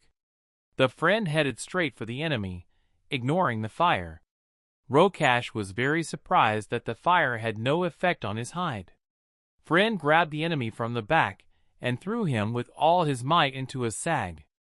Rokash started coughing up blood, but the friend said it wasn't over and threw the enemy straight into the flames. As Rokash flew, he thought how pissed off these kids were. Behind the pillar of fire, the protagonist with Elio's mode activated was already waiting for the enemy. The enemy couldn't change his position as he was flying. The hero was instantly in front of Rokash and swung 2 fire spears. He struck with such force that caused a huge explosion that reached all the way to the sky. After the smoke began to disperse, the hero looked up and did not see Rokash. The friend said that there was no way the enemy expected such a combination in their performance. The hero said it was time for them to move on, and deeply hoped they hadn't osikized their master. Suddenly a hand came out of the remaining smoke and grabbed the hero's face. The friend began to scream, as he thought the enemy should be dead after such an attack. Rokash was able to grab the friend, and he held the 2 friends in his hands, and slammed them to the ground with all his might, destroying everything around him. The friend lost consciousness instantly, and the hero was no exception, but Rokash called such an attack a disgrace. The enemy said that so far he hadn't even started. At that time, Ash said that the enemy should not expect mercy. The enemy said that Rokash hated Leo and hates his legacy, which is the boys. Lightning flew in front of the enemy. It was a speedy guy who used the ability because of his speed could easily stand on the water. The battle was going on, and the enemy was retreating. He thought about the fact that if he had the opportunity, he would be better on him Rokash with cyborgs. But the boys were not letting the enemy breathe freely. Speedy asked where to make the enemy's complacency. He said the battle had just begun and threw his explosives. There was an explosion that realized a lot of water. At that time Ashi also entered the fall, and aiming his bow at the enemy shot, the arrow flew at an incredible speed, but the enemy was able to dodge. Speedy also continued to fight in close combat. The enemy felt the onslaught of many blows. The guy went low and landed a strong kick with his foot that hurt the enemy. The man promised that this was the guy's last touch and summoned a multitude of blades, which he aimed at the Speedy one. There was a huge explosion, but the lad was able to dodge and return to the Ashi. The 2 of them glared at the enemy, who promised that the fun would end from now on. He decided to tell a story about a little boy. The boy's talent showed itself very early, and because of his nature the law immediately banned him. The boy should have gone to jail, but his uncle, thanks to money, saved him. The boy now defends the strongest man in the country. He showed himself and said that he was stronger. The boys looked at what was happening and worried, as the enemy looked more dangerous. From the back of the enemy a huge amount of light began to sleep. He started laughing at the guys who thought they could defeat him. He said that cattle can't mentor dragons. He said he would rain death on his favorite city. A huge snake headed into the sky. The Speedy One hoped very hard that the huge snake was not a bomb, as a bomb of that size could wipe a city to dust. Ash told the guy not to worry, as everyone must have weaknesses. At that time the enemy flew the kite over the city. He looked back to where the boys were chasing him. They told the enemy not to touch their town. The enemy said they could take whatever was left of the city. Speedy said the enemy was crazy and turned around and asked Ash how to fight in the air. He said it was simple and used the ash battlefield. A cloud of ash appeared and Speedy thanked his friend. The guys were very worried that an enemy attack could destroy the entire city. Ash said that Vola will snake before the enemy falls. In his opinion, the enemy will not take such a risk. Ozum, on the other hand, began to move quickly across the platforms. He was instantly on the body of the snake. The enemy said that the guy's plan wouldn't work. Ash could only wish Ozum luck. He decided to try to slow things down to give the Speedy one more time. He flew towards the head of the snake, and when he got there he attacked it.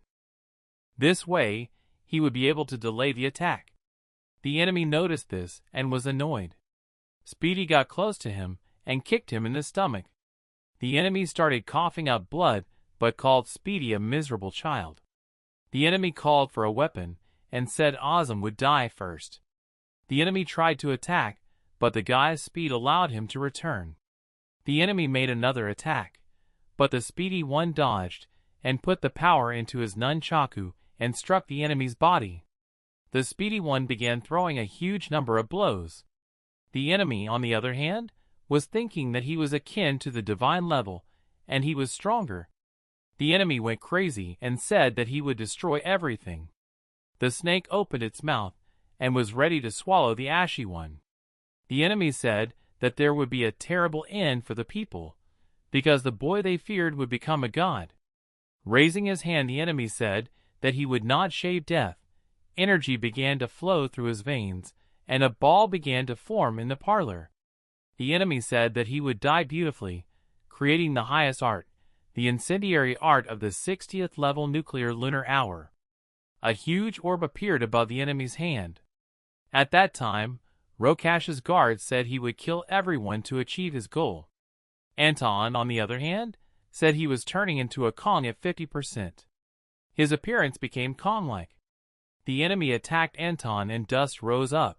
Anton was able to dodge the attack, and in one move shattered the enemy's weapon.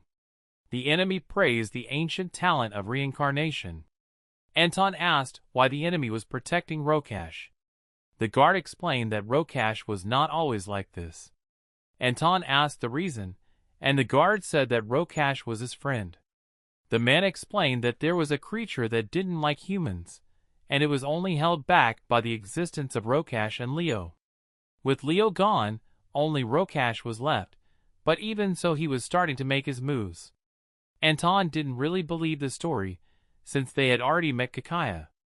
The guard explained that Kakaya is a puppet.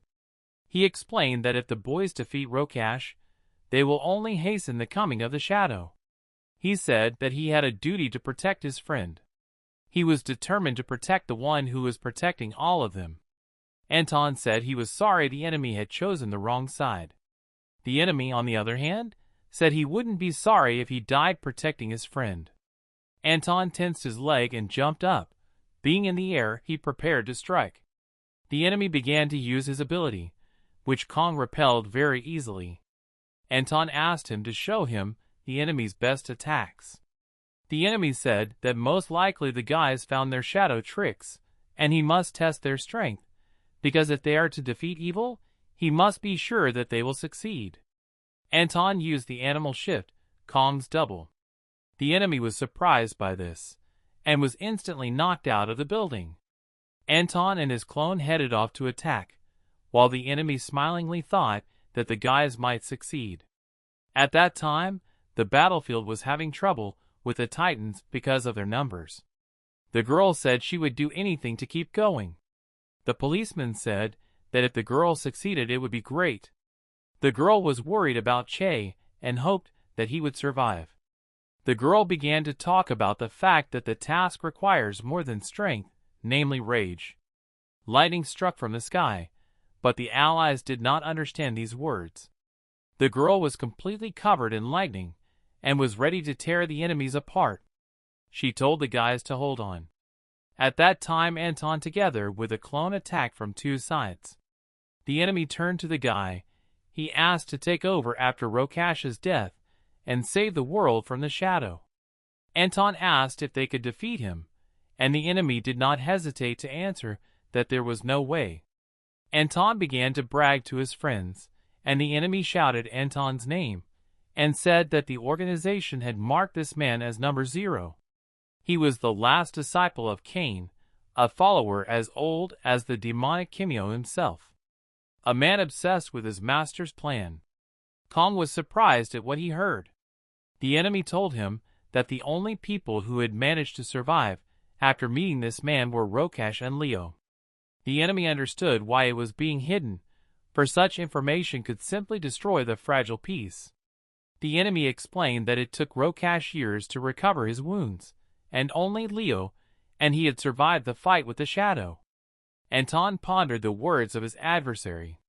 The enemy said that the guy should not be discouraged and said that he could kill him right now so that he would not see hell in the future.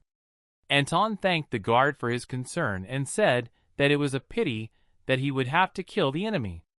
The enemy said he wanted to make their last battle legendary. Anton agreed with John's opinion.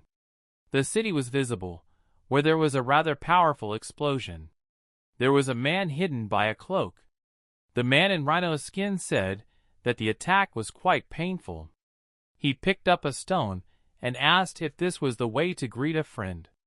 He said he didn't come if there was any other way. He wanted to talk to a character who looked completely different. Warning, there may be violent scenes in this episode. Present day, Rokash said the guys upset him. The hero and his friends said nothing in response. The enemy on the other hand laughed at the guys, who thought they could handle Kimyo, who was ranked 97. She threw a punch from the air that made the ground split. The man hit his friend, and he flew into the wall, leaving a huge crater in it. Rokash asked how a hero could have Leo's talent.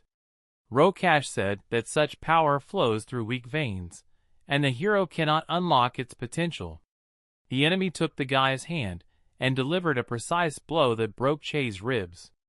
After such an attack, the protagonist started coughing up blood. The enemy turned around as the friend returned to the fray with a punch that the enemy easily blocked.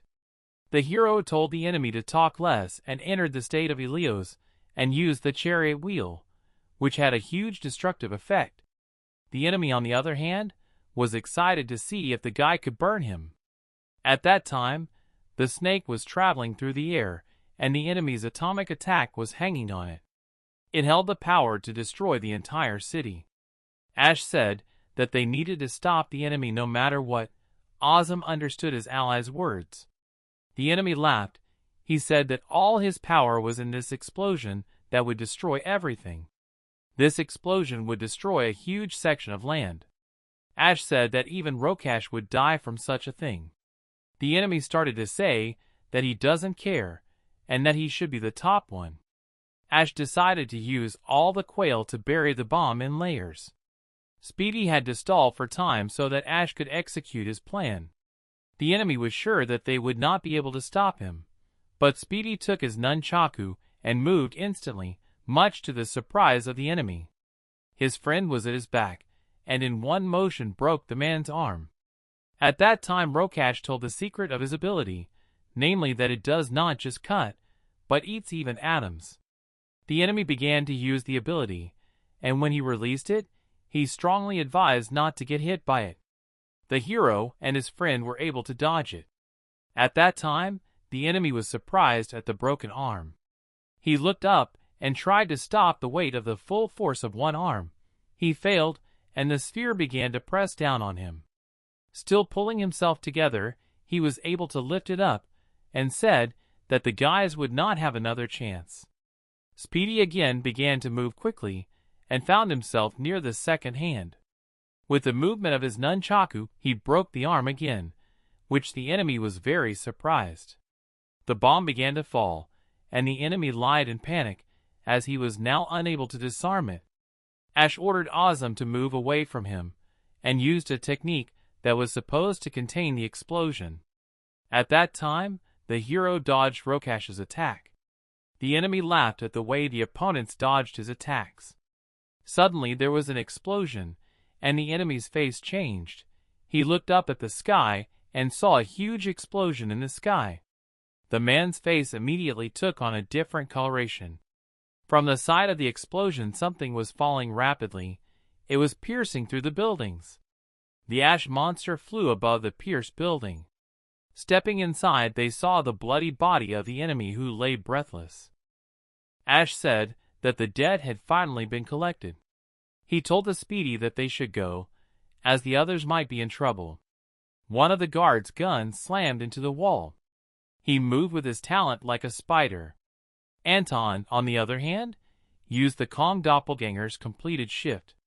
Steam appeared. Now with the clone, Anton headed out to attack the enemy. He, on the other hand, was smiling and hoping for a good fight. The enemy said that if they were destined by fate to meet the shadow, he would not be an opponent for them. The enemy hugged his arm and delivered a heavy blow that cracked the glass of a building nearby. Kong held back this attack while the clone was behind the enemy's back. The clone swung to strike and attacked, hitting the shoulder of the enemy. Surprisingly, the attack had no effect. Anton realized that the enemy was adapting, as his armor was not so strong before. The enemy repelled the clone's attack, and immediately launched a counterattack, which threw the clone far back. The clone slammed into the wall with all its might, leaving a huge crater in the wall. The enemy told Anton to pull himself together, because his weakness disgraces a war hero. The guard advised the boy to be wise. He turned 2 fingers into daggers, and with the words that physical force against him will not help him, cut Kong. The impact damaged the building, and Anton was bleeding badly enough that he coughed up blood. The enemy yelled at Anton. He said to find another way to attack. The enemy said that if Anton was so slow to adapt he would die. The guard used a completed form, and from his belly something velocized. It began to envelope the man's body, and turned into a huge cocoon. Anton watched, and was amazed at such a technique. The enemy said that now it would become much more serious, and if the guy survived, the knowledge gained in this battle would help him. The guard pointed his hand to the side, with the words that he was sorry that he would no longer be able to protect Rokash. He attacked a huge area with his talent. Anton was able to dodge the attack, while the enemy expressed his hope that the opponents were not sheep in wolf's clothing. Anton, along with his clone, stood on the enemy's technique. They looked up in surprise where they saw something that looked more like a monster than a human. The enemy promised to give the guy a quick death. At that time the girl continued to chop the titans. The police were surprised at such strength. The girl, however, cut down so many enemies that 2 walls were formed from the bodies. Hearing the comment from the police, the girl turned around smiling. She reported that the way was clear. An explosion was heard. It was visible on all the battlefields, the moment the enemy of the Speedy and Ashy was defeated. The inspector ordered the private to take command, and he and the girl headed in the direction of the explosion. At that time Anton's enemy ordered him to prove he was a man or die. The monster struck a blow that caused great destruction. Anton dodged the debris from the buildings. Looking at his clone, he nodded. The enemy asked Anton to show that he could save the world. The guy thanked the enemy for allowing him to go beyond his capabilities. He said King's pride and summoned a real staff. Anton and the guard stood in front of each other, and at any moment one of them could make the first move. Kong swung the staff and asked directly at the enemy. The enemy said that Anton's iron won't do anything, and that disappointed him. To the enemy's great surprise, his arm, with which he planned to block the attack, was pierced. He didn't realize it, but it seemed Anton had gotten stronger. The guy said that now they were not just wands. Throwing 2 more staffs, he explained that now they were real weapons. Anton's attacks pierced through the flesh of the enemy. At that time, the clone was climbing upwards. Once in the air, he took all his staffs and threw them at the enemy with the words that they were trained by the great Leo. The attacks continued to pierce through the guard's body.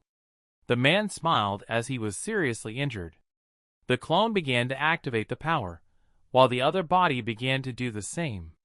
Eventually, the 2 beams came into contact. Anton explained that each of the breaths was a defense of his friends. He used the staff's augmentation ability. Holding a huge staff with the size of a building, he swung it with all his might and crushed the enemy like a bug. The guard finally wished Anton a happy journey. He asked him to protect what was dear to him. He said he was leaving everything in their hands. At that time, Rokash told the secret of his technique. He used his terrifying attack, advising the boys to dodge. They were able to dodge, and the attack destroyed everything in its range.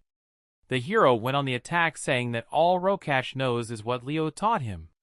The enemy said that Leo didn't teach him how to kill, and that he developed the technique himself. The hero kicked the enemy with all his might, causing him to fly away. The building that Rokash crashed into was damaged. The rhinoceros-skinned friend didn't understand why Rokash had hatred for the man who considered him his son. The friend explained that Leo had always protected Rokash, despite the path he had chosen. The enemy was covered in rubble, but responded. He didn't know if he was feeling love or if he just had indigestion. The enemy didn't care because an entire building had just collapsed on him. The enemy told the guys to stop, as they still hadn't realized the reality of the situation. The hero rushed into the building preparing to attack, but the enemy said he would be caught. The protagonist ended up right in front of the enemy. The enemy was able to block the guy's strong attack. Rokash said that if he was caught, he would be locked up for the rest of his life. The hero shouted and began to enter the state of Helios. His hair began to be covered in fire, and then his body transformed as well. Rokash, on the other hand, made an angry face, and was torn that Leo was still haunting him. The hero attacked with a fire attack. The enemy said that the hero would be breaking the master's rule if he killed him, and after all, he could keep him for the power that would keep Rokash locked up. The enemy said it was time for Che to make his choice. At the time, the friend said the master would turn a blind eye. Rokash was surprised at this answer, and the friend began to change his skin to that of a lion. The place where he stood was seated, and in a moment his transformation was complete. Now the angry friend said that Rokash's death was imminent. The enemy said that this speech was indeed a man's speech. The enemy said that acting like a man is easy, but being a real man is more difficult. Now Rokash decided to fight seriously. Rokash went on the attack, saying that he wondered who was the better beast. The lion tried to attack, but the enemy dodged and immediately counterattacked from the elbow, and then gave a strong kick that made the lion fly into the air. The enemy jumped up after his friend, and with the words that the fellow was predictable, he gave a violent blow from the air. The fall after such a blow left a hole in the ground. The enemy said he had to keep going. Lion told Rokash to shut up. Rokash attacked, saying that Leo's main mistake was rejecting his potential. Rokash didn't like that Leo was acting like other students with him. Attacking the enemy said he was the best, and recognized that his pride was very great. The enemy struck with his talent, but the lion was able to dodge. In the fight entered the hero. The enemy was not happy about it, as the guys did not give time to even take a break. A huge crater was created from the fall of the protagonist. The hero said that Rokash was embarrassing to watch. The enemy said that he did not hide his power. He said that Leo was at the pinnacle of power at one time. the enemy asked the hero to the ground, saying that he challenged the master to prove his point. The enemy advised to let the power absorb itself before striking. The blow had been struck, and the lion was worried about the hero. The enemy debated that emotion and compassion sucked. He told the hero about being dumped on Leo's doorstep. The enemy said that Leo's training room was a gang of refuseniks. He used the attack, recognizing that he used to be one of them. Leo began to cut, and later he was slammed into a wall. The enemy was disappointed. He called the guys a disgrace. He said that the guy's strength was far below the standards of his time. He continued to criticize the guys as the ash approached him. The enemy said he would kill the guys the moment the ash was near him. Rokash reacted very late and was trapped by the hands of the ash. The ash began to move and delivered the enemy straight up into the sky and slammed him to the ground with all his might. The enemy was able to shatter the ash attack. After something like that, Rokash was furious. The hero, on the other hand, was a bit down. A friend reached out to him. Rokash was surprised as he noticed another enemy, namely the speedy one that Kiran used. The attack hit the target, and the enemy started coughing up blood, surprised that he didn't feel the enemy. At that time, Anton also arrived at the battle site and used his attack. Rokash was very surprised and realized that if he didn't move he would die. The attack hit the target and caused great destruction. The impact left a hole at the bottom of which Rokash was lying. Ash said that Rokash was very brave to show himself out of the ground. All the boys were gathered and ready to finish off their common enemy.